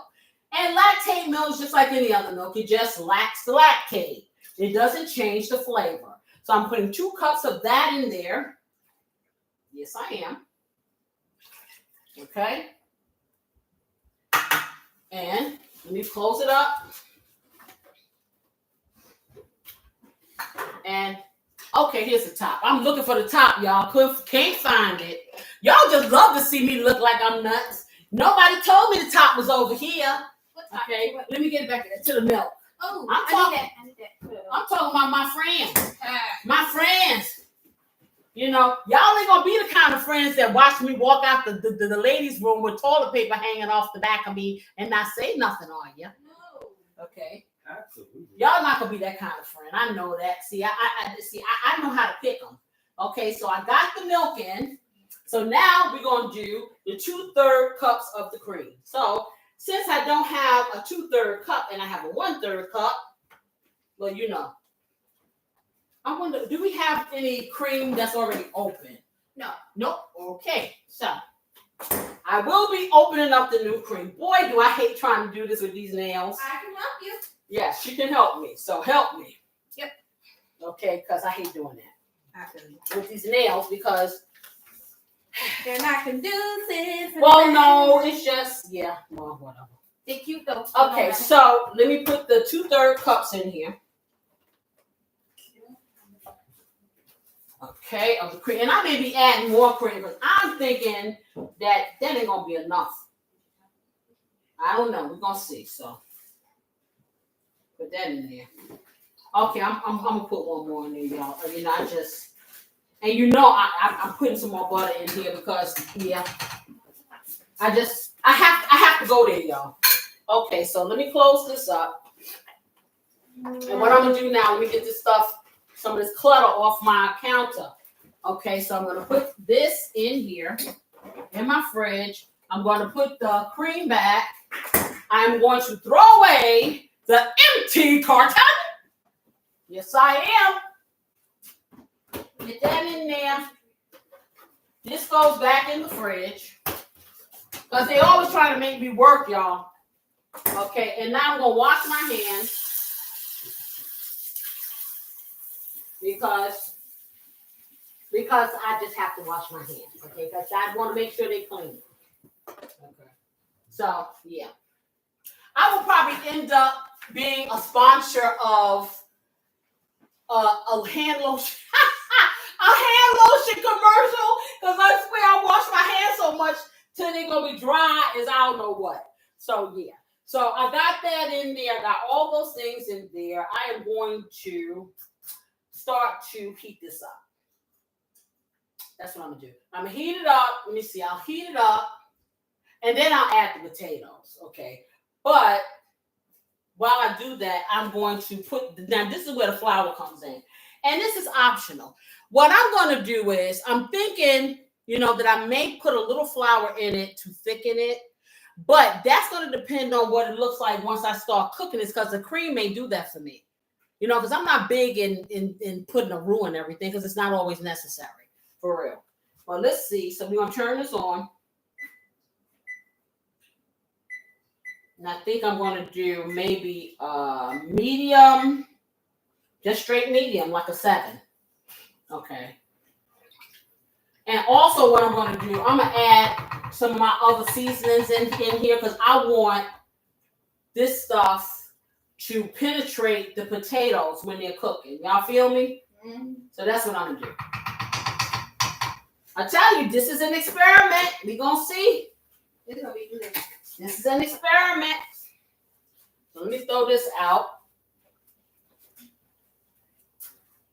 But this time, I'm going to touch the garbage can with the tissue that way and put my elbow down on it. Do one of them things. That way I don't have to wash my hands yet again. Mm-hmm. So now I'm going to take my Casey's Blessing, my white pepper, my little bit of cayenne pepper. I'm going to do my black pepper, my onion powder, my garlic powder. I'm going to take my basil. I'm going to do that.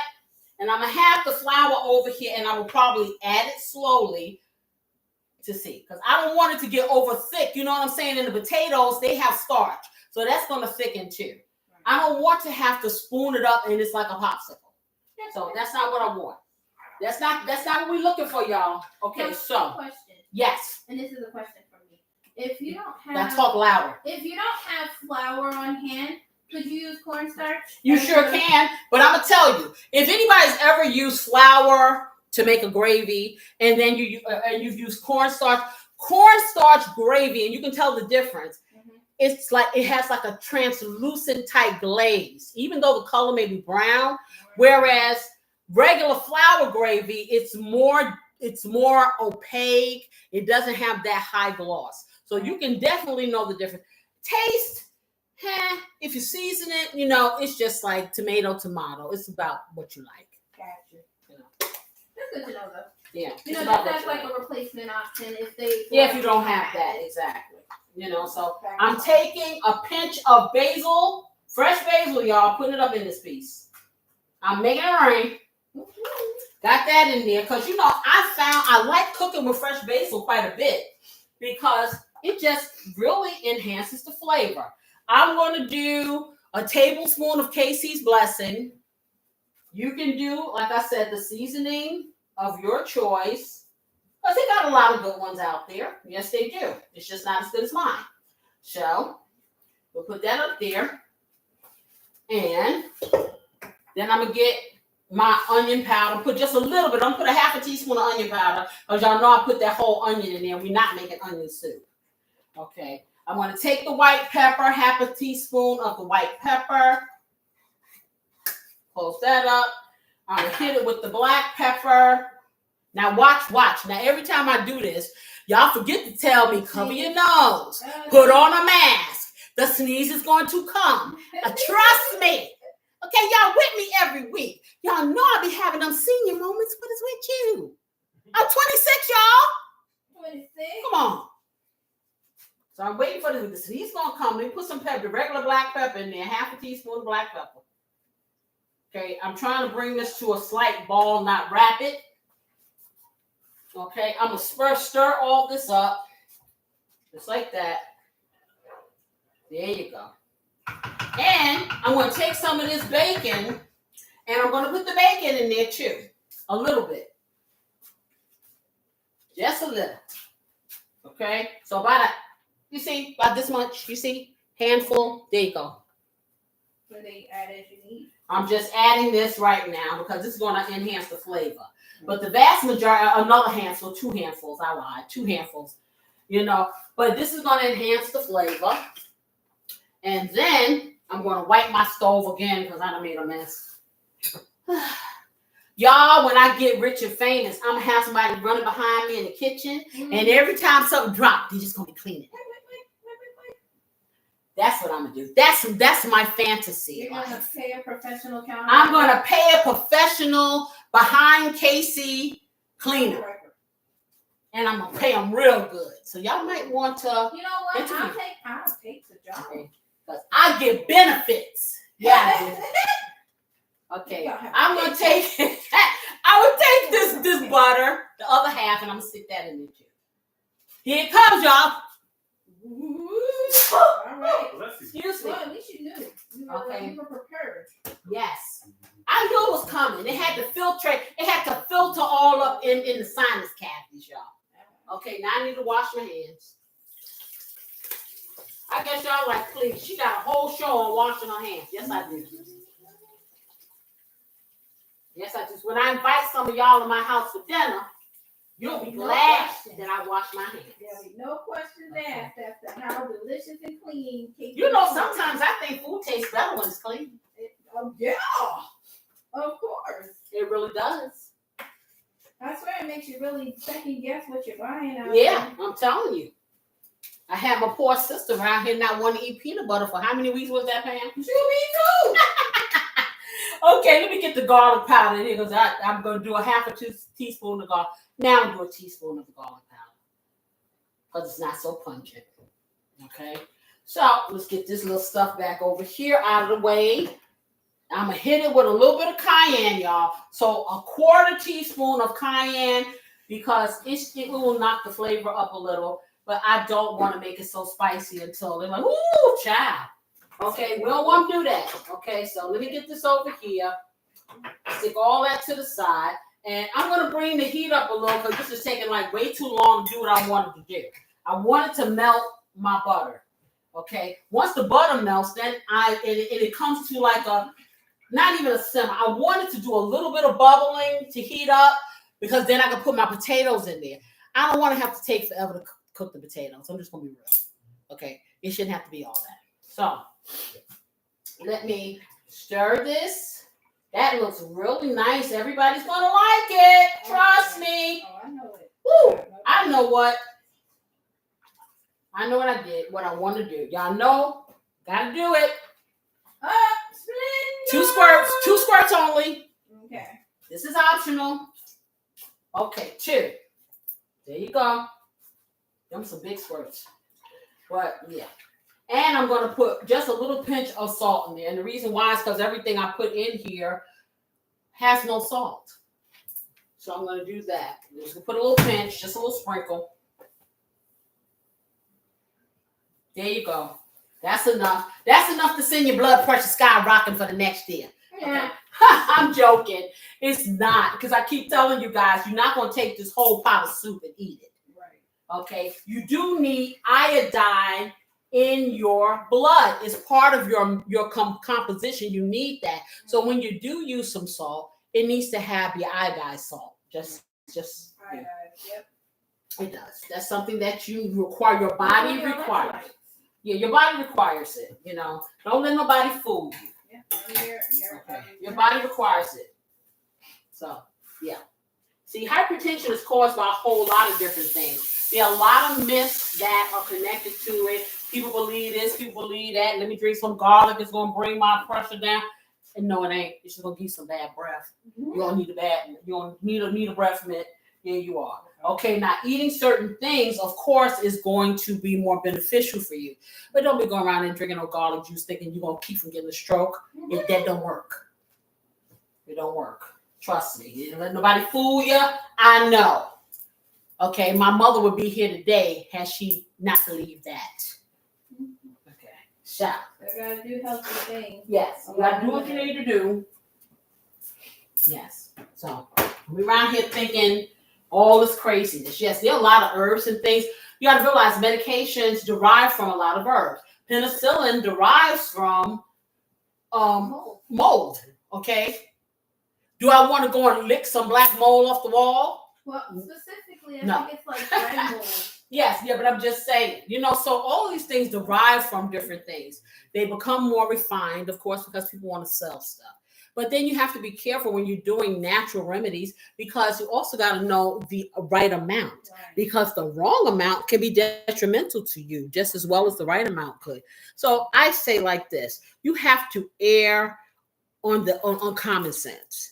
You know what I'm saying? Everybody's body does not function the same way. Everybody's not going to react to things the same way. Hence is why there's all these disclaimers on all these drugs. If you look at the natural drugs, they say hasn't been evaluated by the FDA. Hasn't been, so it's like it may not do anything to you. It may do something for you. Okay. But the vast majority of the things that you eat are going to supply what your body needs. It's just like insulin. Insulin is a part of your natural body composition. It becomes a problem when it becomes unregulated. Now you got diabetes. So you need to read about the things that are going on with your body. I'm telling you. Don't just let somebody say, oh, you got this, and this. Take this pill. Fine, I'll take this pill, but you need to tell me what it's going to do to me, how it's going to affect me, what my disease is, how do I find out more about it, where do I go to read about it in 5 different places, constantly staying updated. If you have the ability to read, do it.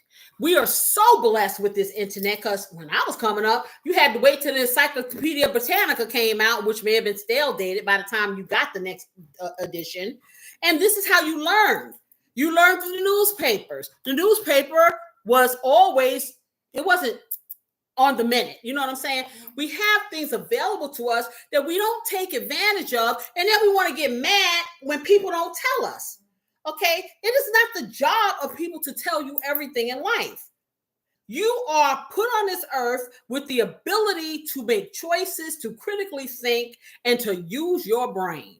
Okay, and if you don't understand it, you need to get an explanation and not walk up into a doctor's office blind as a bat. And allow them, who are human beings, to make full decisions for your life because you know you. I will tell you this as someone who has worked in the medical field for years, who sees this every single day. You have to advocate for yourself because every physician that you see is not going to be as invested in you as you are. They are people too. They're people who got a degree, but they got that degree through reading, and you need to read too. Ask questions. It could literally save your life. It could save your life. It saved mine. See, one day I'm going to tell y'all that story about how it saved my life. You definitely should. Okay, I'm going to tell you that story. And it's not cooking related, but I think because I have this platform, I think it's important, that I tell you this. So, this is heating up, y'all. And you see the smoke. So, it's not, I don't do the rapid boil like it's water because, like I said, it has milk and cream. So I don't want to overdo. So at this point, y'all, I'm going to put the potatoes in, the potatoes. And because they're cut small, it probably wouldn't take that long. You want to cook these potatoes until they're fork tender. That's what you want. So let me get the potatoes, and I'm going to have to do this. Wait a minute. Let me see. Before I do that, it is kind of soupy. I'm going to put a little bit of this flour in here to kind of thicken it up just a little. But see, I don't like the clumpiness of this, so I'm going to fork it through, almost kind of do a makeshift sifting and put it in there. Because you don't want your soup to taste like flour. Because you see, look, you see how it has a little lump things in there? If y'all can see, I know it's white, it's kind of hard to see. Can y'all make out that's lumpy? Can you see now? It's hard to get real close. Yeah, because it's white. Yes, the lighting is kind of low. Yeah. Oh, I see it now. You see how it's like that? Yeah. I don't want it like that, okay? Because then it'll hit that liquid and it'll lump up and I'll be all day long stir. I ain't trying to go through that. Now, so I'm going to take it. I'm going to take my fork and I'm going to sift it through my fork as I put it in, okay? And I'm going to sprinkle it over just like that, a little, about 3. I don't agree that I need to have that much because, as I said, I got to cook these potatoes. I do not want the potatoes to, I don't want the soup to get too thick before the potatoes get done. Mm-hmm. Now, I may even add some more once the potatoes cook a little. You know what I'm saying? Because I do want this to have some type of creaminess and not just be watery. Now, I've seen these soups, and like if you get it out of the can, it's going to be watery. It is. I think I'm going to put 1 more of the forkfuls of the flour. 2 more. Let's do that. And 3 more. Let me just save and reserve the rest, okay? So that was 6 altogether, y'all. 6 forkfuls. And now you just want to stir it until you don't see that flour anymore. And it will cook. The flour will cook into the soup concoction. You know what I'm saying? Because the thing about a roux is it's important that you cook your flour. Roux can be cooked very dark. Like say if you're making gumbo or something like that, you want a dark roux. If you're making something that requires, like for instance, if you have chicken fried steak, they have a gravy. Gravy is usually light colored. Okay, so you're making a roux and you're using like chicken broth or whatever, to make the gravy, but you don't want some people have a dark gravy. But for the most part, you're making your gravy kind of light to kind of just pour over it, And chicken fried steak, if you don't know what that is, it is not a piece of chicken that's made to look like some steak. What it is, usually it's made with something that's called cube steak. And you can look that up. Cube steak is, I don't know where it comes from on the beef. It is a piece of steak, but it kind of looks like somebody's taken one of those tenderizers and kind of bam, bam, bam, bam, bam. And it has all these little holes and stuff in them. And it has like the fat incorporated. I'm going to tell you like this. I've never been a fan of it, but I figured out a way to make it that I'd like it because it was never really tender enough for me. I think, I'm going to hit it with the Adolphs. Adolphs, if you hear me, I'm your girl. Yes. So, and I think I'm going to make some of that so you guys can see. Okay. It's not complicated. And you can kind of do it like a pepper steak type thing if you want. You can do a lot of different things with it. Okay, so I'm putting this up to 6 because now I'm stirred this flour up in here and it done made my concoction, the temperature go down some.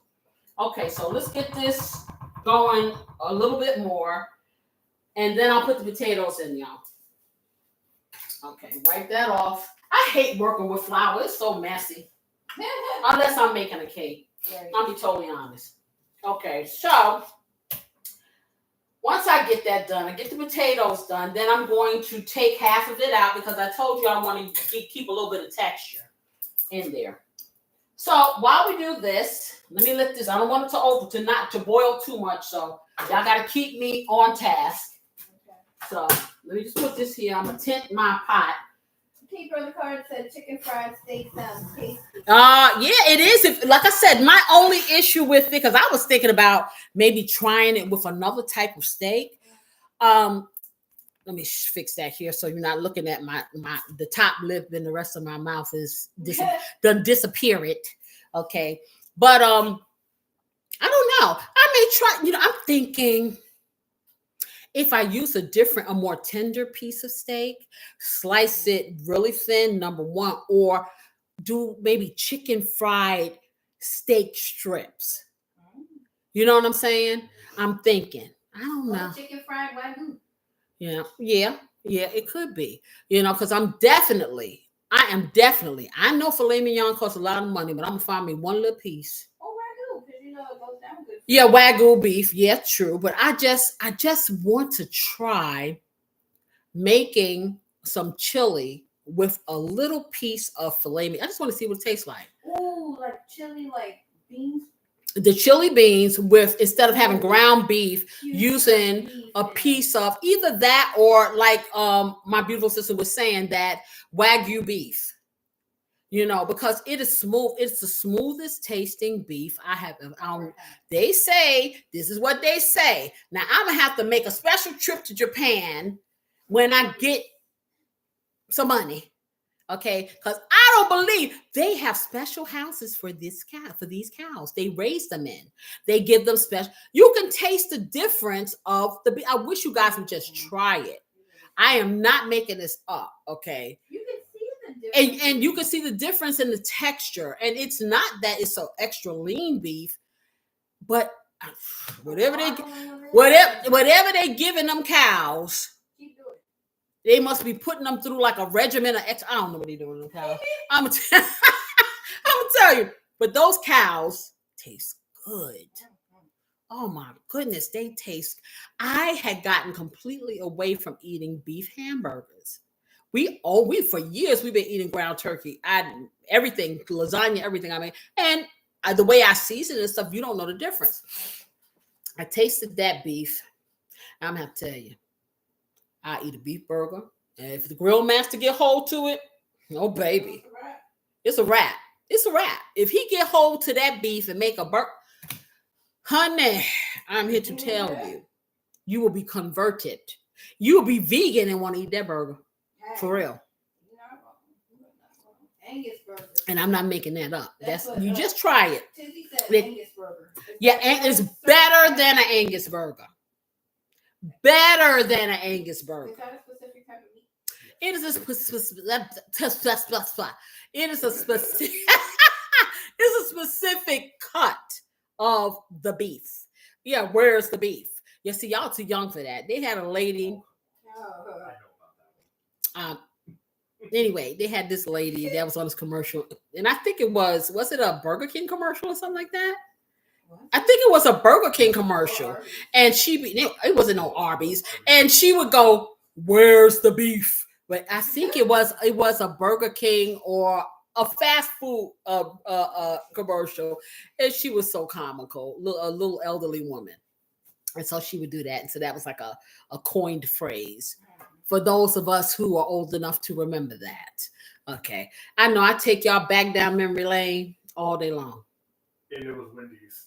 It was Wendy's? Yeah. Okay, so tell you the internet. You would think that my audience were the smartest people in the world, y'all. They look it up. Okay. Okay, so. What is this saying? Okay, this is child, y'all. My McAfee is popping up here threatening me. Now you know what they doing, right? I pay for McAfee every single year. I'm no dummy when it comes to security, okay? Because I ain't trying. I'm like this. You want to steal my identity, please, and pay them bills when you do it. Okay, I ain't got nothing. But my point is, so it popped up, right? And I'm like, oh my goodness, did I do something wrong on YouTube by talking about where's the beef? I got kind of nervous, but no, that was my McAfee that popped up trying to get me to buy yet another aspect of it, telling me, whatever, so it's like, I'll look at it later. If I think it's plausible, because I'm very careful with my computer, because my computer is everything. My other computer went down last year. I didn't realize how much I relied on it. I felt like somebody had me standing out in the middle of the street with no clothes on, for real.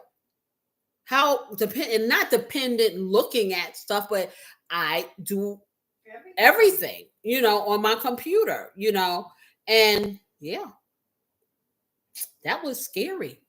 So just a quick tip: always have a backup, a cloud, what do you call them things that you stick in the side of your computer? A flash drop, something, so you don't lose your life, for real. Okay, it is bubbling. Y'all, let me bubble it. Okay, let me bring it down. We're gonna bring it down to 5.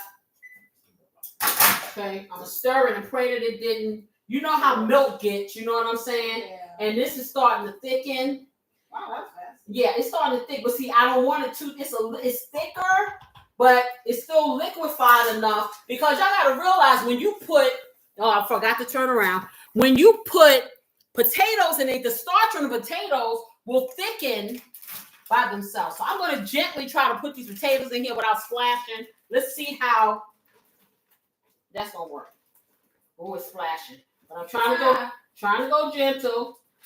Okay, Auntie Teresa left us a message. She said, "What I paid $10 for a beef, I guess that beef is going to be cost me $50. They can treat it like kings and queens." No, not really. It really isn't, Teresa. It really is. But and with you, like I said, I got 7 people to feed. Okay, and I buy maybe they're 3 little squares, and so the 3 little squares here, when I get it from, it probably cost me maybe $22, and I get I get 4 burgers out of each square. So that's 4 times 3, 12. Mm-hmm. Nice size burgers. Okay, so it's not. So if you don't have a lot of people to feed, and I say I'm gonna have to bring the heat up, because once I introduce these potatoes into that juice, what did it do?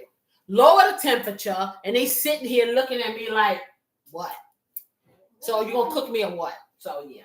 So I'm gonna stir this in, and we will cook these potatoes until they're fork tender. This is looking good already. This looks really, I wish I could show y'all this. This is impressive. I think this is going to be good, y'all. I'm thinking it's going to be good. I know it is. Okay? So, while we do that, we're going to talk about some sides for Thanksgiving. How about that? Yeah. So, I'm going to put this top on here and let this cook a little. I'm not going to put it all the way, because I don't want it to bubble up and overflow. And I'm going to watch it because I got it on 8. So y'all keep me honest. Okay, somebody help me. Okay. As you know, I start talking and I forget I'm cooking. How long you keeping it on? I just want it to start some movement. I want the liquid to start moving. I don't want it to be a rapid boil. Okay, y'all. So long time ago, I said I was putting on them other glasses because I can't see. Okay, I've been cute enough for y'all. Okay, now I put on my eyes. So let me get that.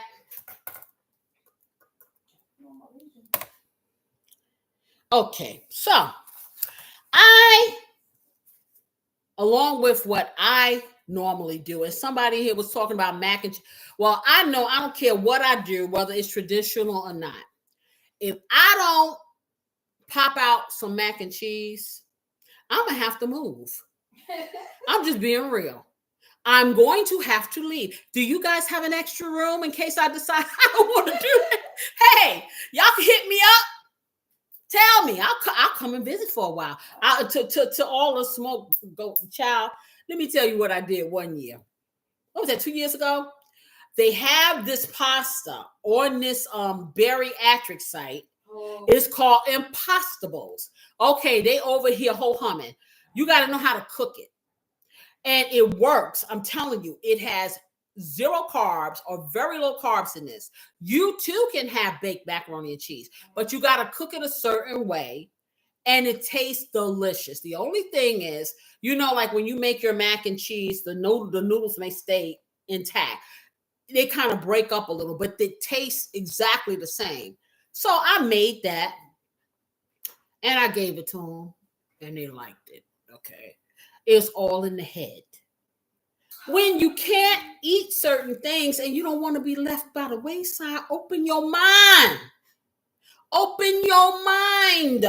Give it a shot. I have done things to people, okay? 2% milk. I'm going to never get them to drink no 2% milk. So this is what you do. You take the whole milk container. You pour the 2% milk in it.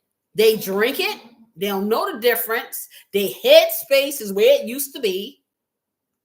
And now everyone drinks 2% milk. Now, you may not be able to get away with it, everything, but certain things, yeah. I don't fight with people anymore. I just don't tell you. How about that? Let me check this stuff. They haven't started smoking yet. No, I don't want it to smoke. I just want it to boil because these potatoes need to cook. That's all. That's all. That's all I want. So, anyhow, I know I got to make mac and cheese.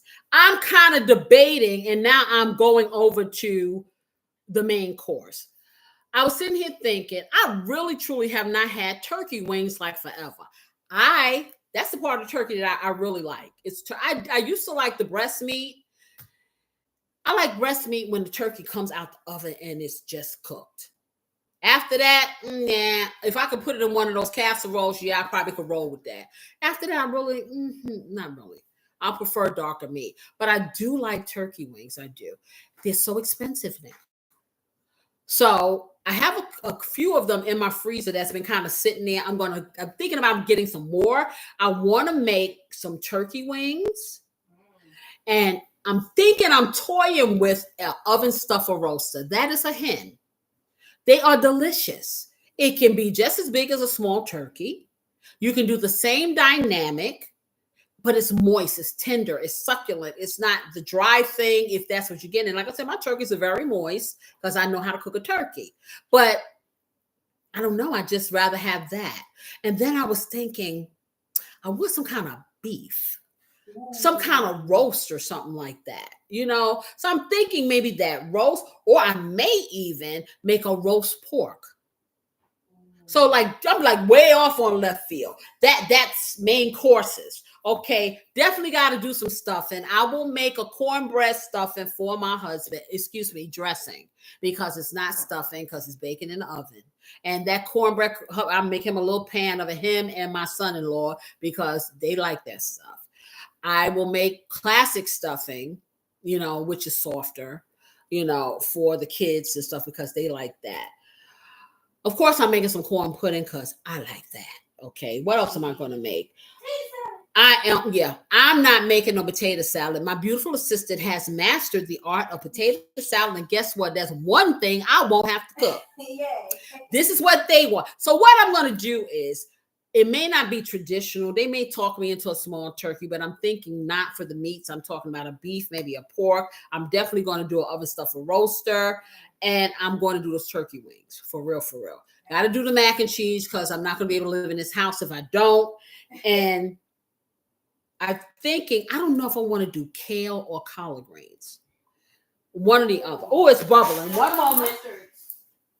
Is there a difference in the flavor? Yeah, it's a different. Mustard greens are a little bit more bitter, mustard and turnips. But I will tell you, if you you can cook them together. So if you can mix those greens together and then cook them like I do my sweet and tangy recipe, they'd be on point. They all taste good. That's what I'm saying. They all taste good. So I may do that. I got to do some little green peas because that's what little children like. I'm debating on doing some string. See, you see, I'm naming all this stuff, right? Y'all know I'm been cooking forever. Okay, I'm looking at all kinds of stuff here. I definitely want to make, I don't know if I'm going to make candy yams or sweet potato casserole. It's so many things. And I'm looking at this stuff, but they got all kinds of stuff here, you know.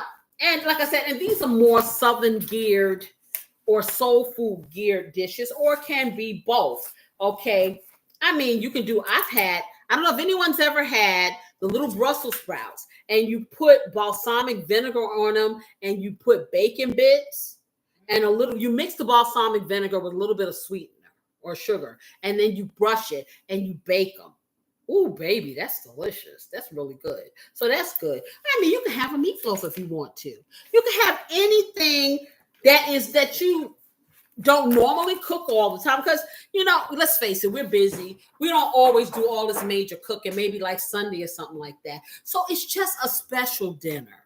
You know, make some cakes, make some pies. Who was it? Tizzy asked me about, did I want sweet potato pie or whatever? What's your favorite pie? Right. My favorite is sweet potato. My next favorite would be apple or blueberry. I'm be told, yeah, for me. You know, okay, this is rapidly boiling, so we don't want that. I'm going to take it down just a bit. And I'm going to add the rest of that flour, y'all, because what happened is even though it's going to thicken up, but when you put the potatoes in, because potatoes have a lot of water content. So it kind of thinned it out some more. So I'm going to err on the side of creamy and put some more in here. Okay, I'll put the rest of it in there. And you said how much was this? I can't remember. Oh, that was a third. A third. So this is a third. So I'm going to put the rest of the third in there, y'all. I'm just going to stir it as I go. Oh, and E.T. said, yes, do it all. We'll boot you out if you forget mac and cheese. Oh, Lord. And also, they said, sweet potato casserole, please. Yes. Okay. So you see what I'm saying? I can't get away from it. Okay. I can't get away from it. So, yeah. But there are a lot of different people will make green beans and they'll get those dried onions. They make a green bean casserole. So pretty much what I'm saying to you is you are not pigeonholed into making something, you know, just because they say this is what you're supposed to make. That's what I'm saying to you guys. I want everybody to understand that you are in control. I keep saying this, and I'm saying it for a reason because people feel like, oh, I don't know how to cook this. I don't know how to cook that. My Thanksgiving or my holiday's not going to be whatever. If you make hamburgers and French fries, you can make it work. If you make ramen soup, you can make it work because it's not just about the food. It's about the company. If you're having it, it's about taking some time to reflect on what you're thankful for. Later for the pilgrims, okay? I look at this as a day of being thankful for the little things. When you look at your life and you think that your life is the worst, turn on the news. Look at the neighbor. Check out a coworker. It ain't that bad, sis and bro. It ain't that bad. And that's what Thanksgiving should be about to me. Not all the commercialism where you're sitting with the white lips after the next week and you ain't got no groceries. Okay. But it's about the camaraderie, the coming together if you have family. If you don't have anybody, just sitting and thinking to yourself, hey, I woke up today and I got something to eat. It don't have to be a turkey. It really doesn't. Y'all need to stop getting stuck on what somebody out there who can afford to pay for all these things is selling you. And you know why they can afford it? Because they're using you. So, yeah. I'm just saying. So, I'm stirring because this is still up and I want my potatoes are not cooked yet. You know, I'll take a few. But I'm going to keep stirring. And I'm going to turn it down. Well, it's on 5. So I think I'm going to leave it on 5, but I'm just going to be intentional, y'all. And I'm going to come back. Let me get this in here. I'm going to put this over here. The bacon, because the bacon wants to be known. The bacon just told me, y'all, the bacon just told me. Guess what the bacon told me? The bacon told me I need to be closer to the pot. That's what the bacon said. It sure did. You know my food talks to me, you know. It sure does. So you the bacon whisperer? I'm the bacon whisperer. Okay, you know, I'm the bacon whisperer. Yes, I'm the food whisperer. Okay, and my food gonna walk away from your mouth. Okay, if you don't stop messing with me.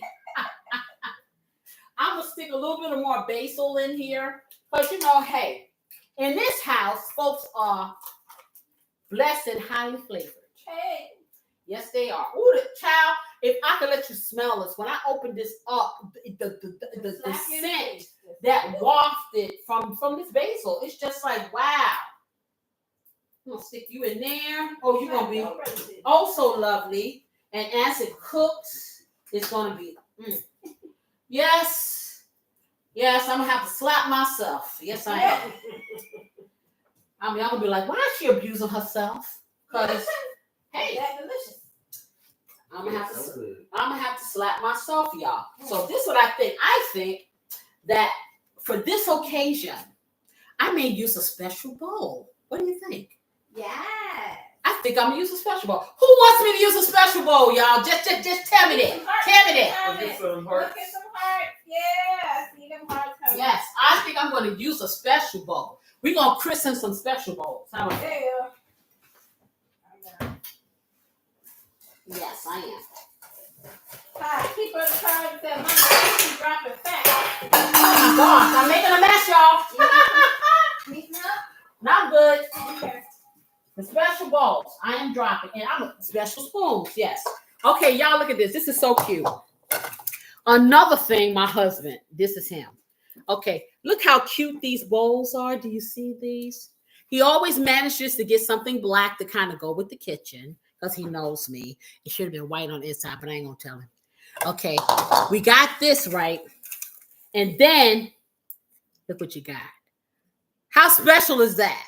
Okay, so we're gonna use these special bowls to put up this special new recipe that we came up with. Does everybody agree? What you think about these bowls? I love them.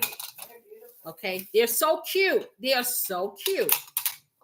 So we're gonna do that. So I'm gonna get these over here, get them ready. Oh yeah, it's all about the ambiance. It sure is. There we go. All right, so get it all together. Just like that. Wipe that down. But anyway, like I said, for the sides and stuff, I always say this every single year. I'm going to try to minimize my pain with this cooking. And then I always, because me being me, okay, just a marshmallow all inside, is always concerned that everybody gets touched with the thing they want to eat. Go figure. See, one day I'm gonna get on this here YouTube, and I'm telling y'all, do you know that they made everything that I like, and it tasted good? It passed the Casey test. I don't know if it's gonna be the next century or not. I don't know if I'll be an egg when it happens. Okay. But we're working on these things. Because am I so sick of having to cook Thanksgiving dinner? Yeah. We coming up for am I tired? I'm so tired. I'm gonna stir again. Oh boy, we got a lot of soup here. Wow. So basically what I'm hearing from Mama Casey is that I need to be studying her videos for the next 364 days. Oh, she better. So I can be prepared for next Thanksgiving. She better. She know like I know, because, you know, when the party's over. So I'm going to hit it with a little bit more Casey's lesson. And like I told y'all like, okay, she put so much seasoning. Y'all need to understand, I know what I'm doing. I am a food chemist, okay? I don't have to taste this stuff. I know what it needs to look like. Trust me and learn, okay? I'm going to do a little bit more of the garlic powder. This is why I don't use fresh garlic, because once you get all that garlic in there, you can't take it out. Right. But with this, you're in control. And I guess by now you know I'm a control freak when it comes to my food. Yes. So I'm going to stir this again. I think I'm going to dabble a little bit more of this little bacon over in here. Because, yeah, that's going to be real good when I use that immersion blender. Yeah. Okay. So we got this going. Yeah, that looks really good. It really looks good. And I have never had nothing like this. Nothing before. My husband eats broccoli soup. My children like broccoli soup. That creamy broccoli soup they have at, where's that place? Panera Bread that they spend a lot of money on. Broccoli cheddar soup. Yeah. When I finish with everybody, they're going to be lined up in my door for my stuff. Yes. For half the price. And you get seconds and thirds and fourths and fifths. So I talked about some yummy sides, okay? And I did tell you about, like I said, some not so traditional Thanksgiving foods. Now, of course, there is the turkey. A lot of people fry their turkey. See, you talking about scared of that grease? First of all, I don't want to be outside. That's the grill master's thing. So if you want to fry turkey, have at it. Number two, shoot, please, I ain't spending all that money on all that grease, all that oil. And I can't do nothing with it after I finish. So, yeah, that's just me. But people do it. I've never tasted a fried turkey before. I hear they're very good if you do it right. And one day I may try that. You have people, I'm going to tell you, a real budget side, if you are really counting pennies, get yourself some rice. Get yourself, butter it up really good. Get yourself, now this is when you might want to put some garlic in it, put a little bit of herbs and stuff. Spruce up your rice flavor, cook it in some chicken broth that's seasoned. That's going to be a beautiful side, very inexpensive. And you look good, especially when you're doing like a chicken or something like that. Like I said, you don't have to have a turkey. But if you just want turkey, I'm telling you, getting it the day before the holiday, you can get all the turkey you want. Okay, at a cheaper price. You can do, like I said, now you can do that quick version of baked macaroni and cheese, and they're gonna be like the good one, like I like and they like. Okay, but it's passable, and you can bake it in the oven.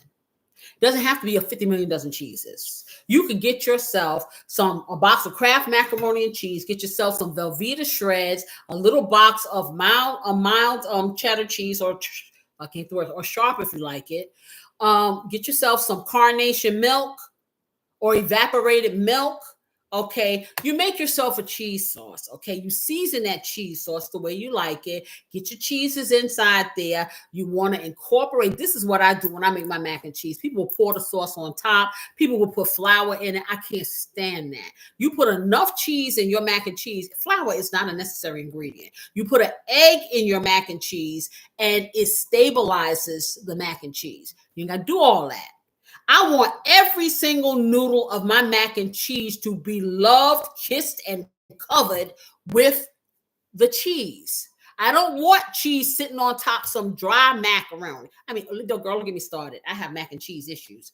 But if you want to do a cheap version and it tastes kind of good, it tastes okay. It tastes good. It's just, if you had the other kind, you can't compare. But we trying to do a budget, and we still trying to give them what they want. You get, like I said, about buck 25. You get the mac and cheese. You do get those cheeses. Make sure you have your egg. You have your carnation milk or your evaporated milk, and you can do store brand. It don't have to be carnation because it's still the same evaporated milk. And boil your noodles. Have them set to the side.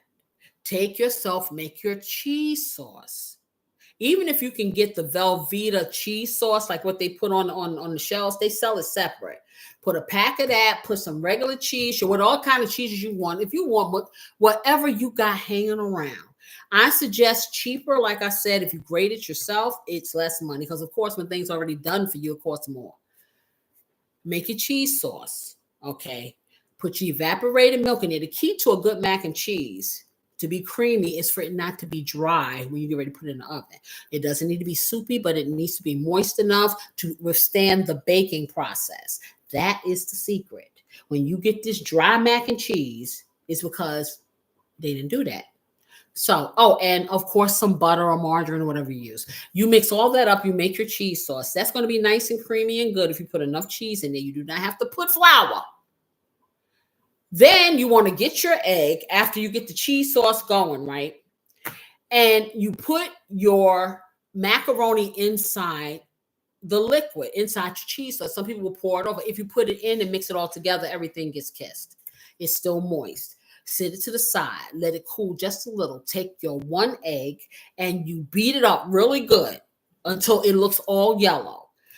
You incorporate it in that mix and stir really quickly because you don't want scrambled eggs because it's still hot. And you seasoned it up, your pepper, whatever you want to put in there. Pour it in a dish. You reserve some of your cheese, okay? Layer it. I told you, layer flavors. Put some macaroni, put some cheese. Put the macaroni, put some cheese. Cheese is going to end up on the top. Hit that baby with a little paprika for browning and a good smoky flavor.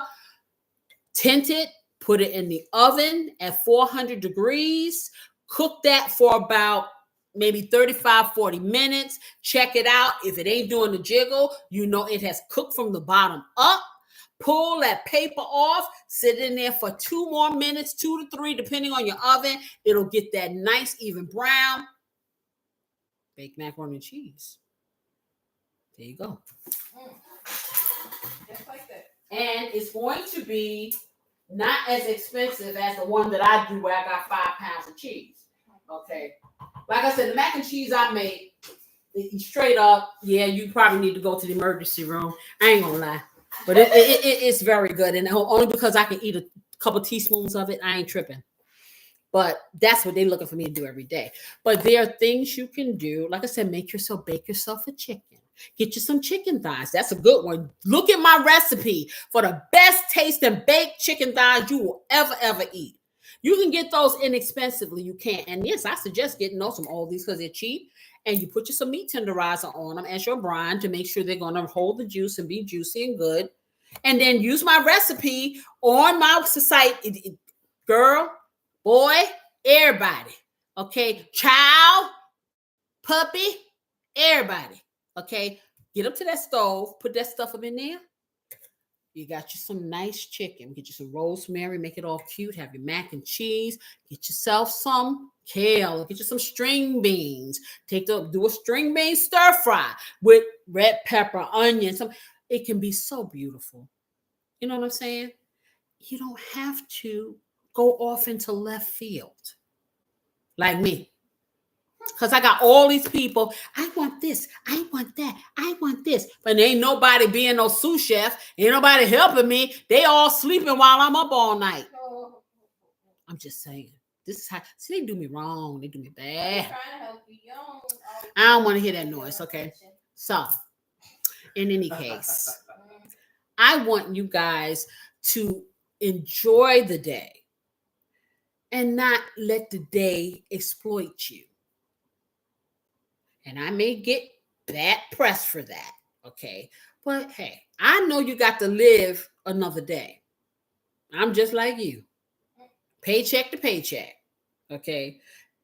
Wondering which bill you going to pay first. And one of them shouldn't be your food bill. I'm just saying. So, You have all these choices. They even talking about fried okra. Now, I'm like I said, I'm not an okra person, but if I've ever eaten it, I've eaten it fried because it doesn't have that slimy thing going. And that's just me. Some people love it. They love it. They talk about cornbread and biscuits and all those yummy, yummy things, even oxtails, smothered pork chops. There's so many things that people don't cook on a regular. You know what I'm saying? That can become your Thanksgiving meal. So don't limit yourself. I'm just saying, the sky is the limit. You can do whatever you want to do. You just have to decide that's what you want to do. And people will eat it. If it tastes good, it doesn't matter that it's a turkey. It tastes good. Spaghetti. Come on. You can make anything interesting. It's all about the presentation. If you're worrying about your table, how it looks, go to the dollar store. Dollar store sells the nicest plates and things like that. They really do. $1. You got 8 people, $8. That's your special dinnerware. Okay? Ain't nobody got, man, and make it beautiful. That's all. You don't have to spend a fortune. Don't be letting these people get in your head. Okay? Life be life and all the time.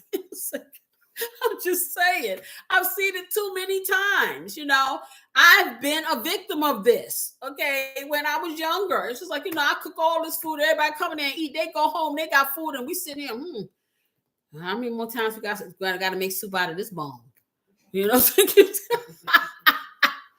Yeah, but we gave a good party. Oh, we sure did.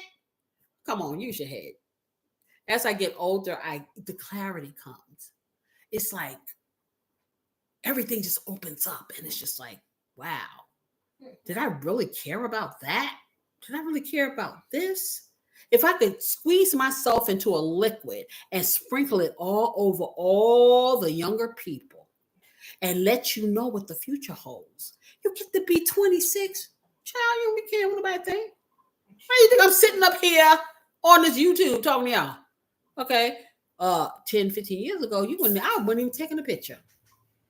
But I'm all over the place now. I'm this small in the grand scheme of things, but there are about 50,000 people that have seen me in their homes, on their phones, on somebody. You know what I'm saying? That's 50,000 more than I ever thought I'd see. So you never know. I want you guys to benefit from my experience.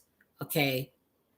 When I say do you, boo, as long as you ain't hurting nobody, do you. Do it. Do it till you're satisfied. Whatever it is, do it till you're satisfied. Oh, yeah. Now I have iced coffee, but this is expected. This is expected. I seen a photograph. It kind of made me laugh. And I'm fading fast. Ooh. Back down memory lane. Who's that? Who is that? I bet you don't know. Let me back to this again. See, I'm tired of y'all because y'all be sitting here like, y'all know I'm going to ask y'all these questions. Why do you not come prepared? Why? How can you prepare for this? I'm gonna hit you with something. We don't know what they come prepared. Okay, you need to come prepared. Okay, you got to do your homework during the week and think, what is she gonna hit us with today? Because it is gonna always be something. Yes, it is. Okay. Let's see. I'm just thinking. See, I got a lot of stuff I can hit you with, and you be like, okay, what kind of world does she come from? We came from a world that no man has gone before. We assimilated with the Borg. And yes, okay, we know a lot of stuff, okay? I really do. I like all the songs that Burt Bacharach and Hal David ever created. I probably know them all. Who are they? They are the composers and the writers of the vast majority of Dionne Warwick songs, which are the vast majority of Luther Vandross, his repertoire. Like A House Is Not a Home. Who made that first? Dionne Warwick. He Lutherized it. A lot of songs. A lot. They had one. I'm trying to think. Oh, I don't know if he ever made, he may have, no, he did The Closer I Get to You. But my sister may remember this. What the world needs now is love, sweet love. It's the only thing that there's just too little love. What the world needs now is love, sweet love. No, not just for some, but for everyone. You remember that, Pam? Lord, we don't need another meadow.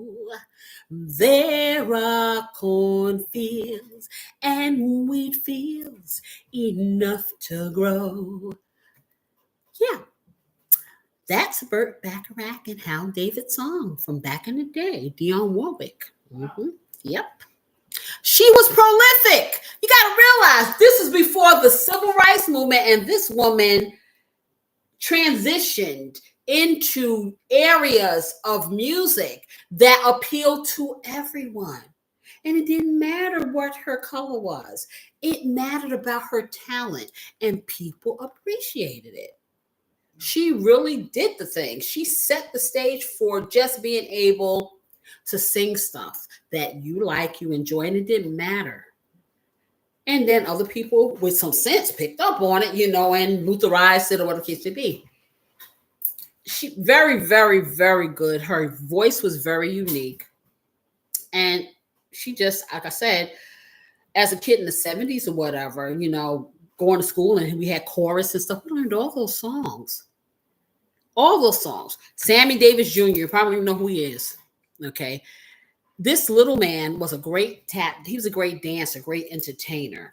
He used to entertain with people like Frank Sinatra and Dean Martin and people like that. And you have to look it up. These are like back in the day. And he had this song called Mr. Bojangles. I think that was the very first time that I decided to let people hear me in public sing, because I love this song. And he used to do this dance, this tap dance routine or whatever, or this dance to the song. I don't know who wrote it or whatever, but he sang it all the time. And so I learned the song and I did the whole theatrical spiel and stuff. So my music teacher decided she was going to have us singing in chorus, and nobody wanted to sing the song. So for some reason, I got the guts to open up my mouth and sing this song. Well, that was the end of that. Then I became the little protege, for the singing. But I say I was so exposed to so many different genres of music growing up. It wasn't just isolated. Along with my family, my parents, and stuff like that. And I will tell you, R&B is my favorite. It will always be my favorite, but I like all kinds of music. I really do. I really do. And I like all kinds of artists. And I can appreciate new artists when they have that talent. You know what I'm saying? I'm not into the auto-tune. I'm not into stuff like that. Because it's like, if you can sing, you can sing. If you can't, you can't. That's just the way it is. I mean, if you blowing smoke up me, I can, I can appreciate some things. I really am big on things that have a heavy bass line. It's just me, and because I'm old, does not mean that I can't appreciate newer artists. Like I said, like Willow Smith, I really, really respect the way that she's carrying it. I like what she sounds like. It's interesting to me, but I'm going to tell you, when I say I like something, honey, you better listen to what I say, because even myself, when I was in my heyday and I was singing for real, every single word that came out of my mouth was being critiqued by me as I did it, because that's just me. I'm always striving to be better. The fact that I will sit on this place and crack all over the place for y'all and stuff, I'm just, I just at this point, it's like, whatever.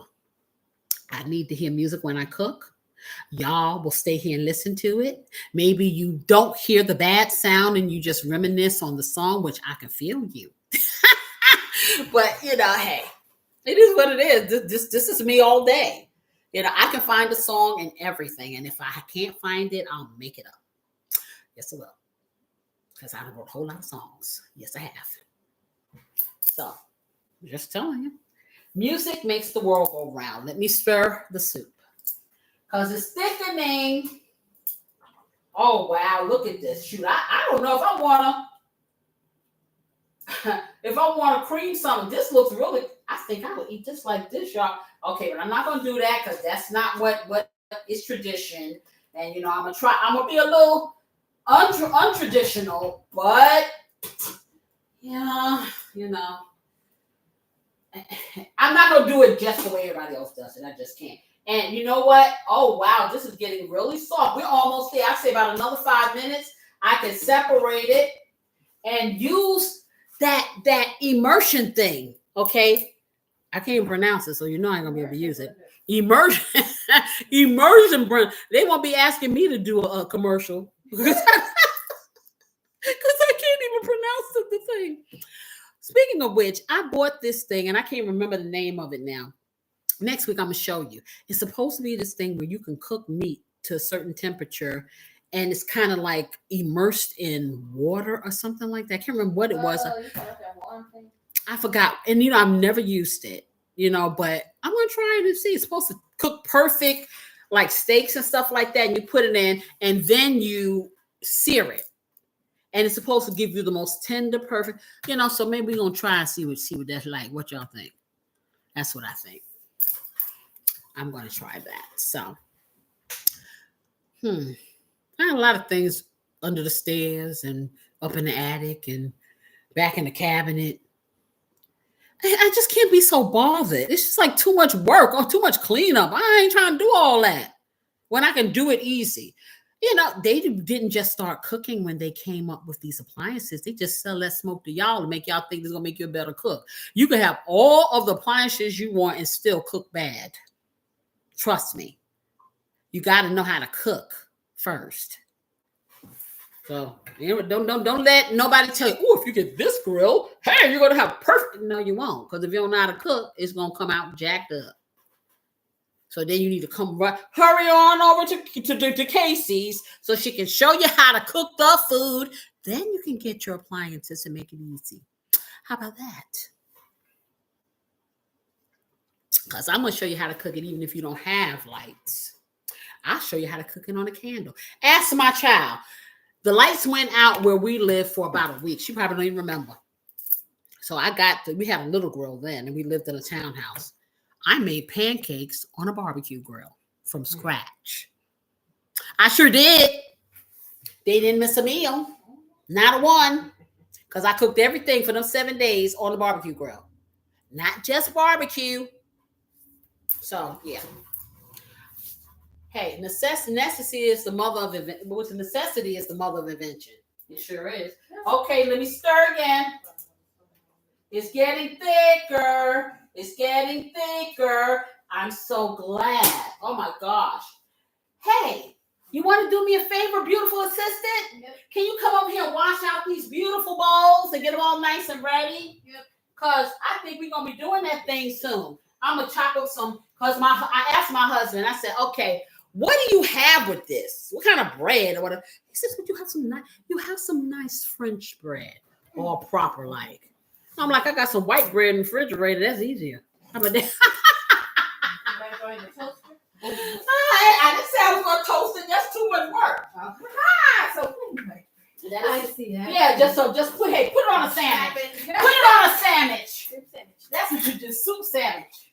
Okay, that's what you do. I tell you. Everybody asking me, hey, what's for dinner? I said paper meals, sandwich, peanut butter and paper. Air pockets. Y'all heard about that recipe? Air pockets. Delicious stuff, I'm telling you. Really.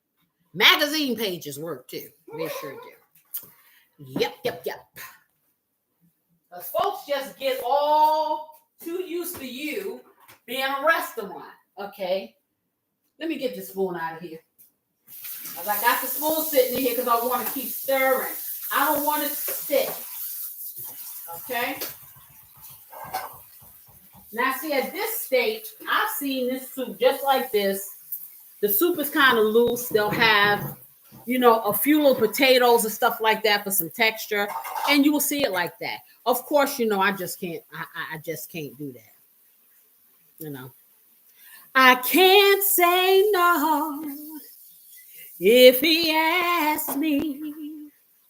Sure can't. Now, I can't remember who made that song. Can anybody tell me? I remember it in my head. I can't remember who made that song. Isn't that crazy? It just kind of popped into my head. Volvo to Love? Hey. Yeah. You hook a sister up. I don't remember who made that. You should sing a little more. So I can't remember anything but that. Ha! I'll sing 3 words. Yeah, I remember. I don't know. Was that Natalie Cole? I'm not sure. I can't remember.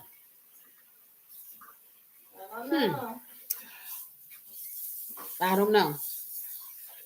Oh no, the music lady is stumped. Yeah, I'm stumped today with that because that was like some random thought that came into my mind when I said that. And like I told you, everything I speak becomes a song. So it's like, yeah.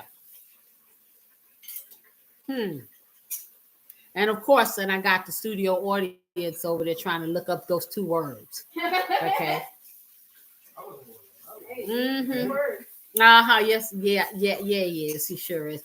I bet you, I challenge someone to come up with this faster than he does. Because I'm here to tell you, I think it is, in my mind, I'm hearing Natalie Cole.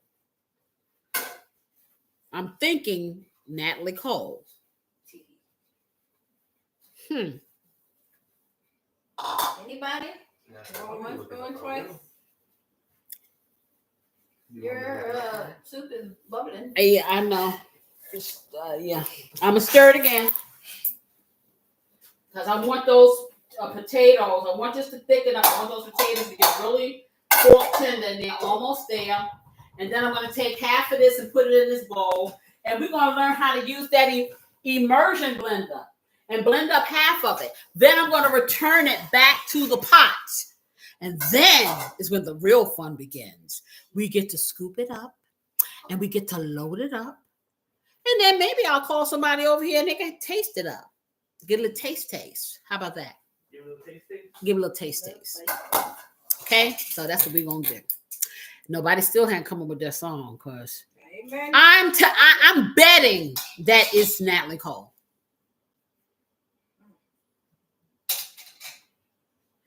You're my morning star,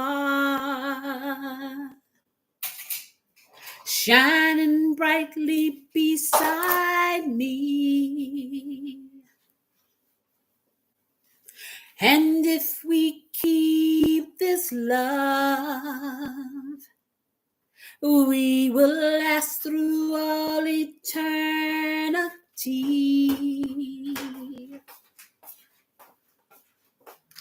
Just the way we are, I love it. It's just the way it should be.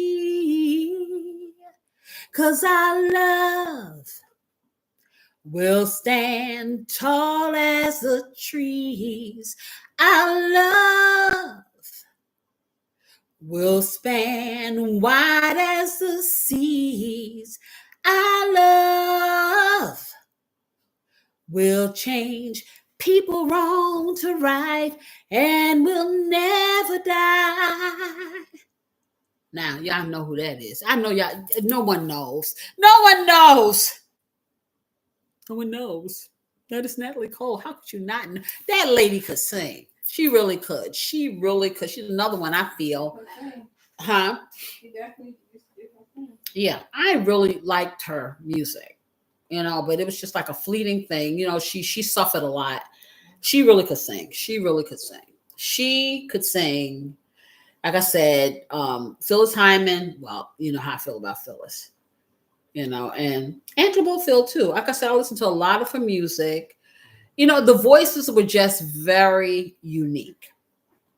Each one of those voices were very unique. Gladys Knight too. Patti LaBelle. When you hear Patti LaBelle. Nobody else sounds like her. When you hear Dionne Warwick. Nobody sounds like her.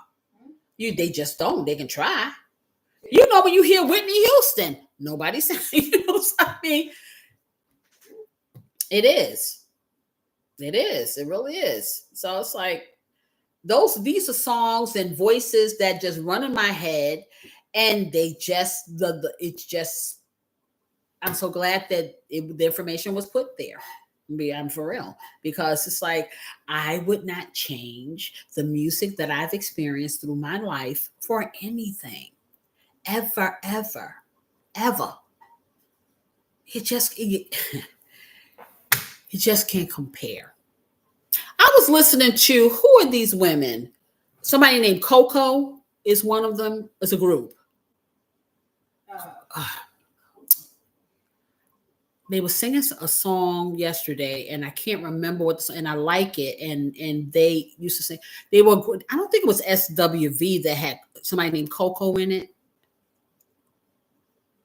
Anybody? This is like around y'all stuff, 80s and 90s. Sounds familiar. Let me find out. So they were singing this. It wasn't I Get So Weak. No, wasn't that it? It was it may have been. You think that was the song? Yeah, there was a member of SWV named Coco, and it wasn't that song. It was another song that they were singing. That they sampled Michael Jackson's voice on? No, they were singing it. They they have a tour. They're older now. Yeah. I know. I Guess So Weak. Don't they sing that song? Okay, well, name another one. Right here. Love will be right here. No, it was slower. Okay. It wasn't fast. Rain. Rain down. Something rain down on me or something. Yeah, that's what I heard her singing. I like that. Yeah, I love that song. Yeah, I like that song. They didn't hear you. Something about rain down on me. Yeah. It's rain down on me. Let your love just fall like raindrops. Yeah. Okay. I like that song. Yeah, that's one of my favorite songs. You should sing it. I should. Tell them, guys. Sing. Tell her. No. Sing. Beautiful assistant, sing. Sing. I gotta find the words. What? Oh, now she gotta find the words. She just got finished singing, y'all. Do I have to get up? Yep. No, you don't have to get up. You can sing. Hey, say a heart if you want beautiful assistant to sing. She's not gonna show herself, but you can hear her.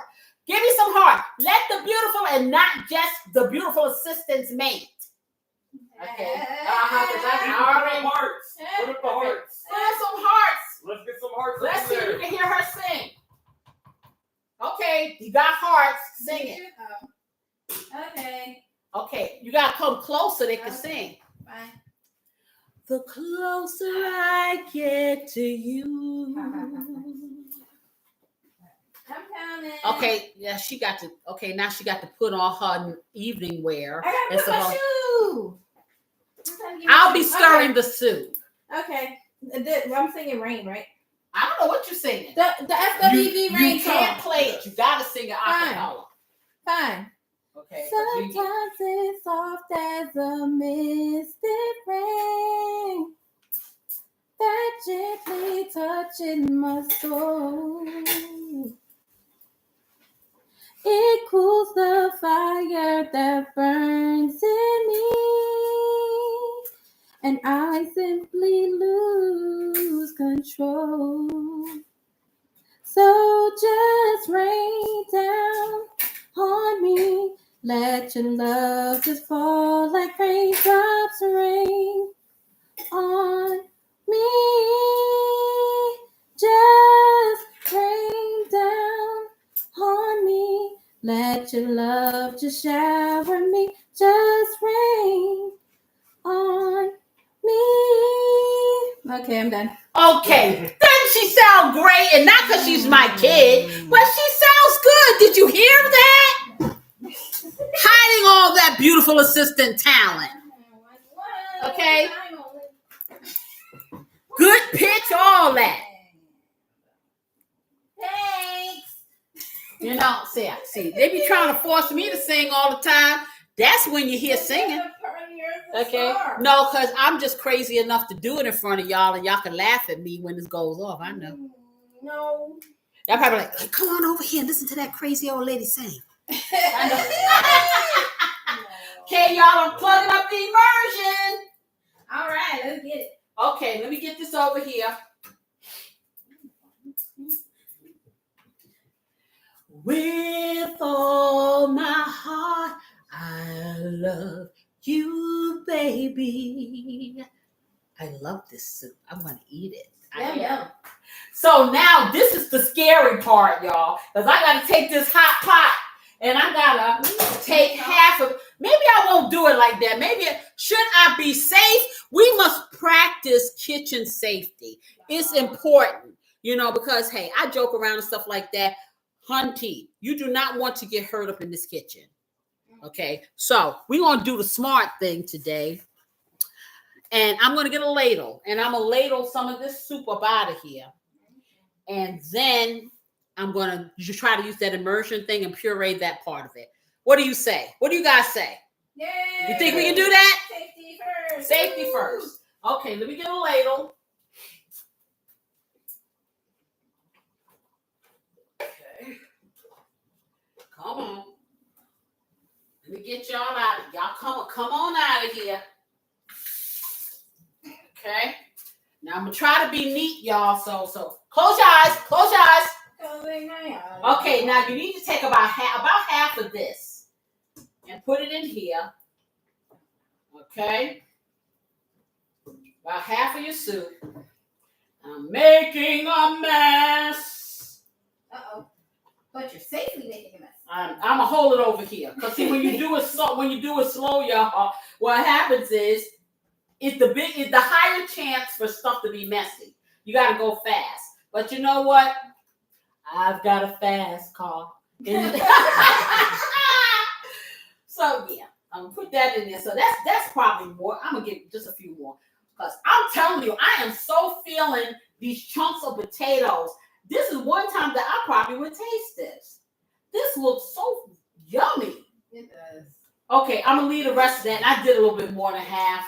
But you need a paper towel? Yeah, I do. Because I don't want to mess my stuff. Now I could just move this over here. It's not a big deal. But because I am what? You're an obviously clean diva. I'm obviously clean diva. So I need to, that's what I need to do. Okay. So we're going to take that just like that. Okay, put it over here. And now I'm going to make my attempt at using this immersion blender. Okay, while I continue to cook the rest of this. We're going to see if this really works, okay? That's what we're going to see. So let me get this over here out the way, just in case we get a splatter, because I've never done this before. Don't try this at home, guys. Okay, so I think what you do is you press this button and you don't use turbo. How about that?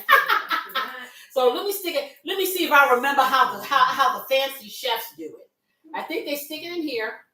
No turbo. Just put it on here. Okay. Why is it okay?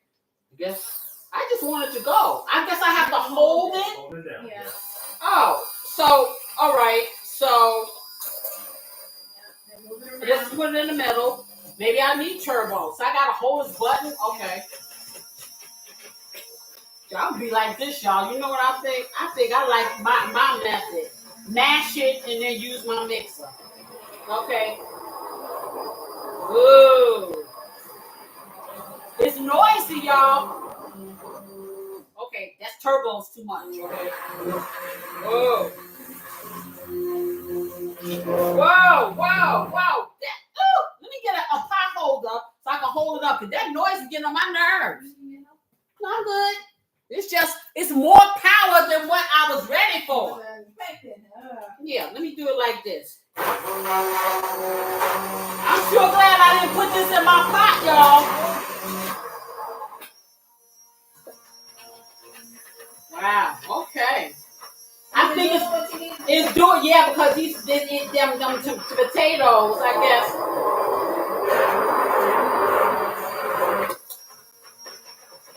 Okay. Because I want to get this all nice and pureed.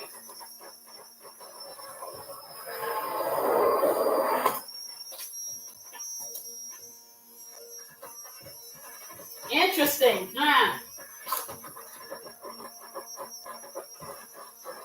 Okay.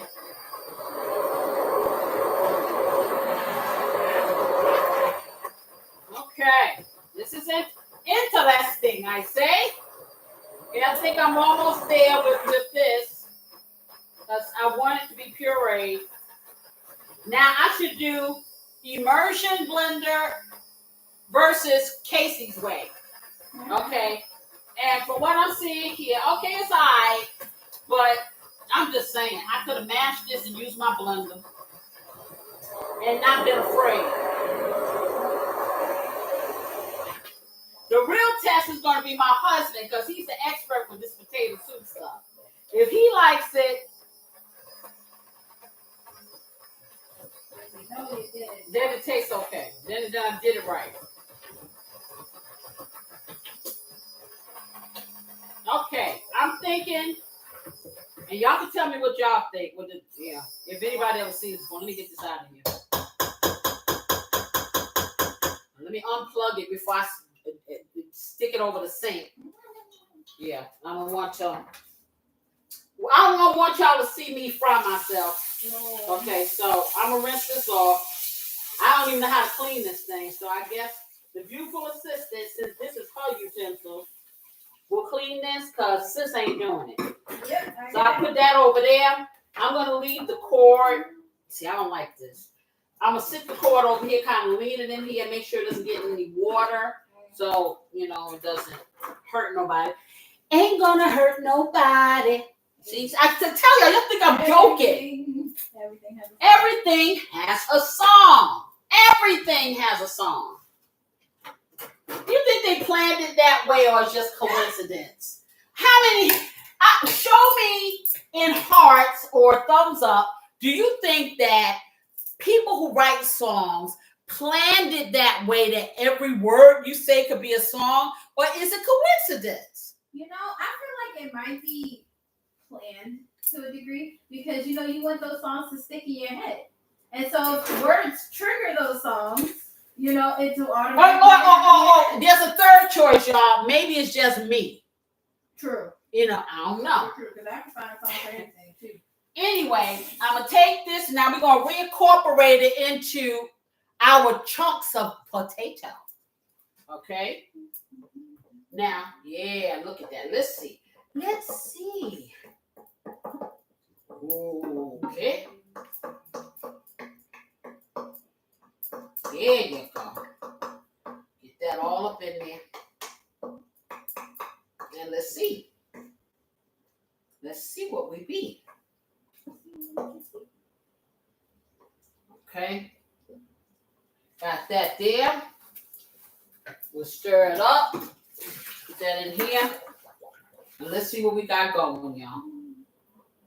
Okay. Interesting. So what you have at this point is exactly what I was looking for. This works, y'all. This works. I think I'm going to hit this with a little bit more cayenne pepper. What y'all think? Because I only put a little sprinkle for all these potatoes. I think I'm going to do that. Just a little bit. A little bit. They can put an ice cube in their mouth. How about that? Okay. Isn't there a song for that? Just a touch of love, a little bit. Yes. There's always a song. There's always a song. Yes, it is. Always a song. If anybody asks you,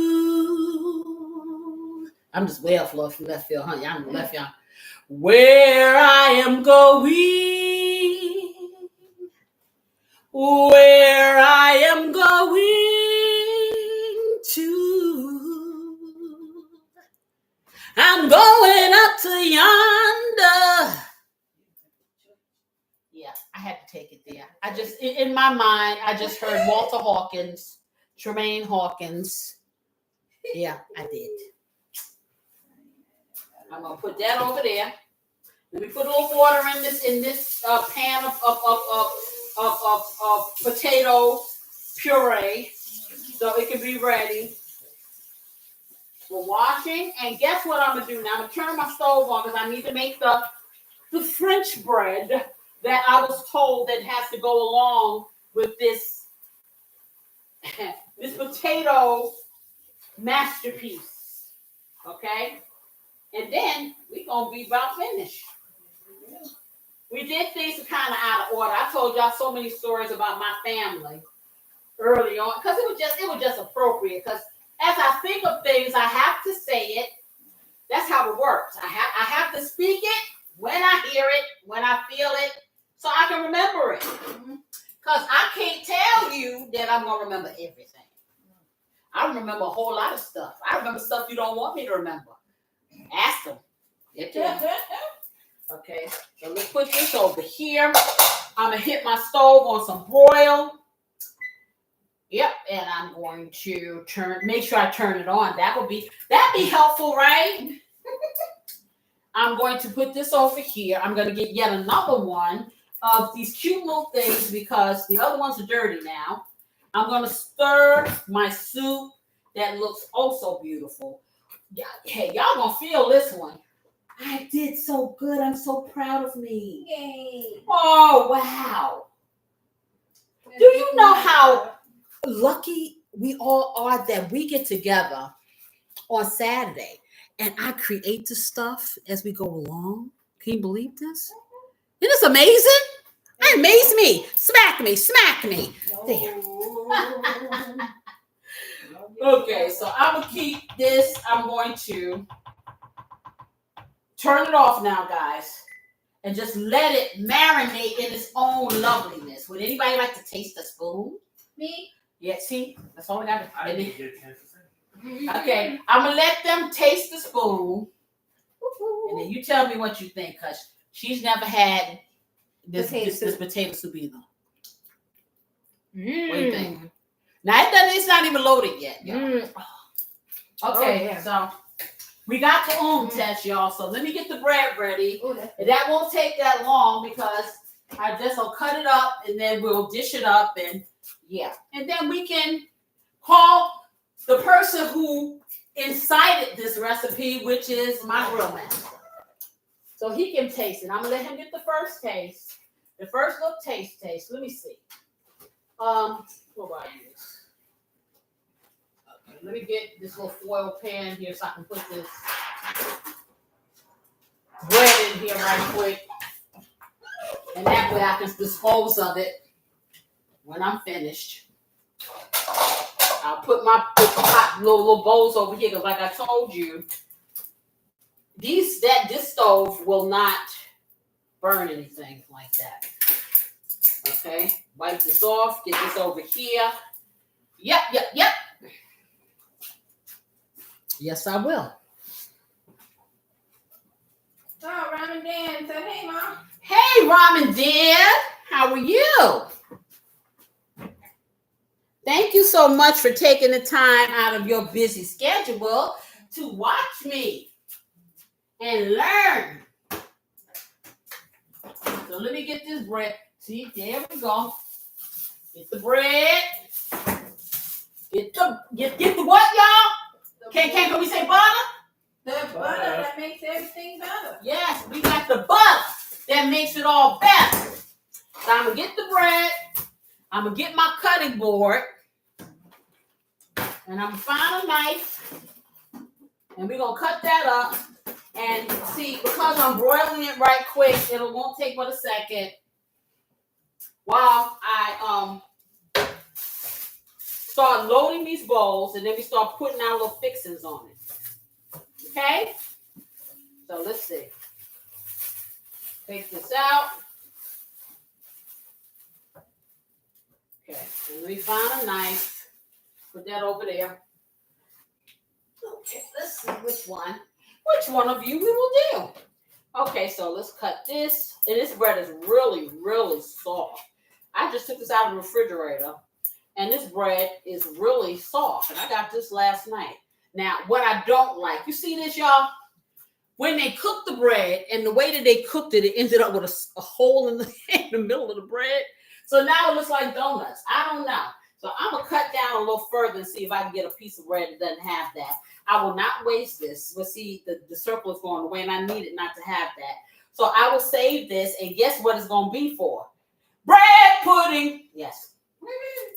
Because it doesn't matter if it has a little circle in it when you do bread. And then it still got it. Okay, you know what? Okay, we're going to have to live with this, y'all. Y'all pretend like they didn't bake this bread like this. Okay. Because you know I'm visual. So let me cut this here. You know what would have been, I think, I know. That's what I'm going to do. Now, I would do this the next time I make this, and I wasn't even thinking. I'm going to make some homemade croutons, seasoned. But I do have some that are already in my pantry, which I will probably put on top of there. But that's what I'm going to do. Make some homemade croutons. That would be really good. Now, let me just sit this up here and hope I can put some butter on one side of this thing that doesn't slide through. Okay, because see, the hole makes it difficult. The hole is like getting on my nerve, my last nerve. Okay, so let me stick this in this pan. Get that going. Don't y'all let me burn this bread. I will not. Because I can't edit that out. I have to let y'all think that I'm perfect in every way. Okay, so. Hey, I'm pretty darn perfect, I think. Shoot, I do this stuff live. I don't mess up that much, do I? Nope. Okay, so let's see. Get a little bit of butter on there. And what I'm going to do, what I like to do, I like to kind of like just slide the knife across the top of the butter there. So I can get just some little chips of butter and put it on each one of these. I don't need to have a whole lot. Okay. 9 times out of 10, knowing my husband, he'll be dipping this in the soup. You know, he's just that special kind of guy. Yes, he is. He's that special kind of guy. He sure is. So we're going to do it like that. Yep. Put another piece there. And put another piece over here. And what I probably will end up doing is taking a piece of this bread and doing what I say I do sometimes. I get some tea, get me some Earl Grey. Maybe I'll do the green tea. I haven't had that in a while. Get me some Earl Grey green tea, have me a piece of this bread, and they can eat the soup. For real. Take this over here, and I'll put this back in my trusty baggie because I haven't used all of my butter. And I told you guys this is a great way to keep your butter fresh. Even better than one of those little butter tins that cost you a lot of money. Most people have a sandwich bag handy. So you can make sandwich bags to be useful in other ways. So I'm going to put the rest of this bread in here. And this will be part of, because I'm off on Monday, I may just make some bread pudding. Yes, I may. Yep. So let me get this back in here. Back in my fridge. I'll pull out the cheeses. Put that in there. What else do I need? I got my onion. Got my bacon. I'm going to put this over here because we're going to wash these dishes. I probably will let them put them in the dishwasher, y'all. Okay, let me get this inside the oven. And then we're going to start. See, here we go again. What I tell y'all about this beautiful assistant? Sorry. Okay, I keep telling y'all every time I get ready to use my oven, she done moved the grid. Now, if I put this in here like this, I guarantee you in 2 seconds, this bread will be burned. And yeah, it will. So, I'm telling you, this is why my mother ain't let people up in her kitchen. I understand the dynamics now. I never did, but now I do. So I'm going to put that in here for a couple of seconds and let that brown. Okay? And I'm going to start plating this puppy up. Okay? So let me turn you over here. And through the magic of television, we're going to do that. So let me get those croutons. Because I think that'll be a nice little extra bite. And I have some cheese and garlic ones. Now, like I said, the next time I make this, I'm going to make some fresh croutons. They're going to be fab. But this was an experiment, so we want to make sure. And I'll put that in there like that. The thing over here, I'm going to stick that piece over here. Let me check the bread. It's browning. It's browning. And I'm going to take the top off of this soup. I'm going to start ladling it up like that. Get it in my bowl. Yep. Okay. And you know I got to clean my bowl up, make it look cute. You know why? Because that's how we do. Okay. And I'll rub that like that. I'm going to fix it up. Check. Ooh, there you go. See, right there. This is what you do. That's how you want it, just like that. So your bread is nice and brown, but it ain't burnt. That's what we want. Because don't take but a second when you put it on brown broil, y'all. You see what I'm saying? Y'all see that bread? Oh, beautiful. I'm about to make it fall. Okay, slide right off. So that's perfect while that, and then we're going to clean this up, turn that off. Let me get a piece of tree over here because I need to clean up my bowl, y'all, before I give you the presentation. I think that you guys will love this. This is a nice little comfort, little meal, little lunch or dinner or whatever. You know, like I said, you always put a salad with it if you want to. And it's just nice to have. And the thing about it is with this, you can freeze it. I'm going to put that out in the airwaves. You can freeze this. You sure can. Okay, so that's cute. So let me get some, I'm going to put a little bit of each on here of this cheese. Get it while it's hot. Sprinkle that cheese on there, just like that. Just a little bit. Get a little Velveeta on there because it tastes good. There, you want that nice cheese taste. Okay, we're going to get that in there. A little bit of Velveeta. Let me open that up. I love that they make shredded Velveeta. Do you know how hard it was back in the day when I was using the bricks, trying to grate that stuff? I had to freeze it and then grate it because it's so soft. You know, so yeah. Get a little of this. So with them coming up with this, I'm a happy person. I will definitely endorse this. And people want to complain about pre-shredded cheese. But you know what? I live a busy life. I ain't got all that time. I ain't got time for all that. I believe in home cooking, but I believe in working smart, not hard. So get that in there. I'm going to take some of these lovely green onions. And if you can get some nice chives, that's fine. But this will work too. Put that in there. Yes, I am. Just like that. That looks good. Put that over there. Yep. Call my grill master down here. I know he's probably resting himself, but he need to get up and eat this. You ready for me to call him? Yeah, call him because he need to be the first one to get the first bowl. Okay. Okay, says this is his thing. Okay, this is his thing.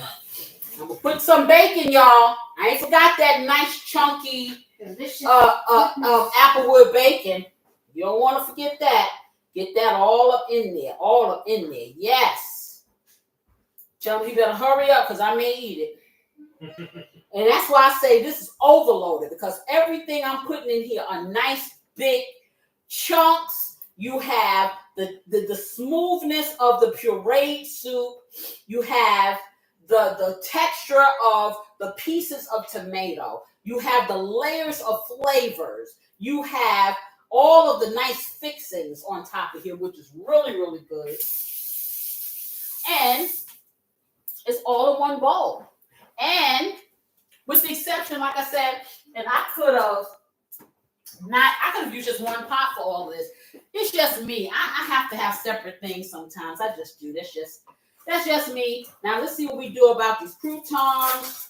See if I can get a couple of them over there. And this is really gonna make it really extra special loaded. And we get a couple of them and stick them on there, just like that, and put them real cute on there. Yep. Okay. And then I got one more thing I want to put on here, y'all, because you know how I do. Get this off my hands. And for real this time, y'all, when I'm finished with this show, I'm going to take a nap because I'm sleepy. Yeah, I'm going to do that, for real. You know I'm not telling the truth, but it's nice to dream. So, one more thing I want to put on the soup. Is he coming? Yeah. Yeah. Okay. Just a second. I'm almost done. Okay, my parsley. Put a little bit of that on there. Hey. Yeah. What's good? You about to find out, son. Son, it is. Okay, put a little of that on there because everything needs to be beautiful. Life is beautiful. Okay, so now we're going to take this and we're going to let him see, and we're going to put this nice, beautiful spoon in here. But first, before I do any of this, guess what? I'm going to let y'all see. How about that? I want you to tell me. Now, I'm going to put it up here. Let me see. I get it like this. Can y'all see all of this? Tell me this is not something that you want to eat. Oh, yeah. Can you see that? Can you see it? It's something I want to eat. How about that? Oh, my God. How about that, y'all? Oh, Now boy. you see why I call it. Can you see it? Yeah. Now you see why I call it overloaded potato soup. So we getting ready to get the expert to tell me what he thinks. I can look at that. Okay, I didn't see anybody make a comment, so I'm assuming that y'all wasn't looking. Okay, I'm talking about everybody else. There we go. Good. Okay, let me hush. Listen, y'all. Listen. Okay. He get ready to put it in his mouth. Number one is piping hot. It's hot, so he don't want to burn his tongue. That's good. I'm gonna put this. Get the rest of it. Blow. Oh man, there we go. Oh, there we go. Bacon, good. Potatoes, excellent. Now, out of the potato soup that you've had before, because you're the expert, I don't know. What do you think? Don't compare to yours, baby. And you're not just saying that because I put you on the couch, right? No, you didn't. Honestly, this is delicious, baby. Really? You like it? Okay, Yeah. I got something else for you. Here's some bread. Oh. And so the grill master says thumbs up. Okay. And if he says thumbs up, you gotta believe him because you know what? He's the expert with this. So let me make somebody else one. That's good, baby. Okay. Yep. This is my first try at Caseyizing this kind of soup. I am going to try it. Come on over here next, Corey, and taste yours. Okay, because he's the next person that said, that looks good. I'll try that. So get that on here. And we're going to get some of that good old bacon up in there. Crumble that all up in there. Smells good. Okay. It really do. I'm smelling it up there. Oh, you smell it upstairs? Yeah. Be back. Okay, and I'm going to put my croutons on here. Oh, I didn't do the onion. Can't leave the onions out. Can't leave the onion out. Get that in there. All right. Just like that. Okay, get that on there. And it is kind of hearty because this day is kind of cool where we are. It's kind of chilly out there today. So this is probably going to make you feel real good. Make you, I feel good. Baby, I feel good all over. Yeah, this is going to make you feel them things. I ain't got time to smack nobody today. I smacked myself. Okay, how about that? There you go. There you go. Okay. Let me get a little bit of parsley, make it pretty for Corey. Oh, you don't gotta make it too pretty. Oh, yes, I do. And that's how I roll. Mm. Okay. Everybody get a little pretty. Okay. Here you go. You made enough of this for later? It's a big part of it. Oh my God. Okay. All right. Let me make the beautiful assistant some. Come on, y'all. Oh man, that's good. That's good. Look at that. Don't spill that, Corey. Oh, of course not. Of course not. Okay, now you tell me what you think, because I mean, this is your first time eating this stuff? Yeah. What about Corey? I've had some before, but Oh, yeah? yes, man. Let me get a little bit of tang on there for you. Man. Mm. Yep. Mm. Uh-huh. Yes. Mm-hmm. Oh my goodness. Mm-hmm. I know y'all think they fake, right? Because they, but they really are. They eat this stuff, y'all. They really do eat this stuff. Okay, a little bit of onion for you. A little bit of bacon for you. Come on, beautiful assistant. Come get your hot peas and butter. Come and get your supper. Mm-hmm. Okay, get that on there. And get you a couple croutons on there. Oh, yeah. It's going to be from the Leon. There, some. Oh, there you go. All right, so the consensus is here's your bread, Corey. Here's some bread for you, and a little bread for you, Thank you. and a little bread for you. There you go. And the consensus is everybody thumbs up or thumbs down.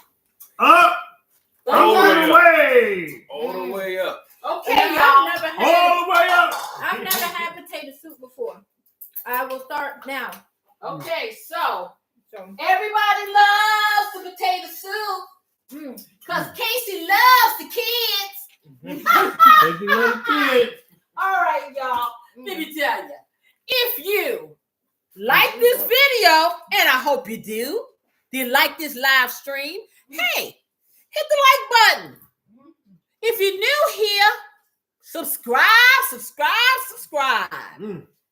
And hey, I want you to check out that notification bell. I'm going to check into you guys that haven't gotten your notifications because you always want to know when I'm coming back at you. Now, y'all know I'm going to be here next Saturday, don't you? And until next time, you know what I wish you. A little love, peace, and some great weekend eats. See you next time. Mwah. Bye-bye. Don't forget to also follow us on Facebook. The link is in the description for the channel. Okay, it will be. It ain't in it yet, but anyhow. Okay, he trying to. Okay, bye, y'all. Let me eat. I'll see y'all next week. Bye. Bye.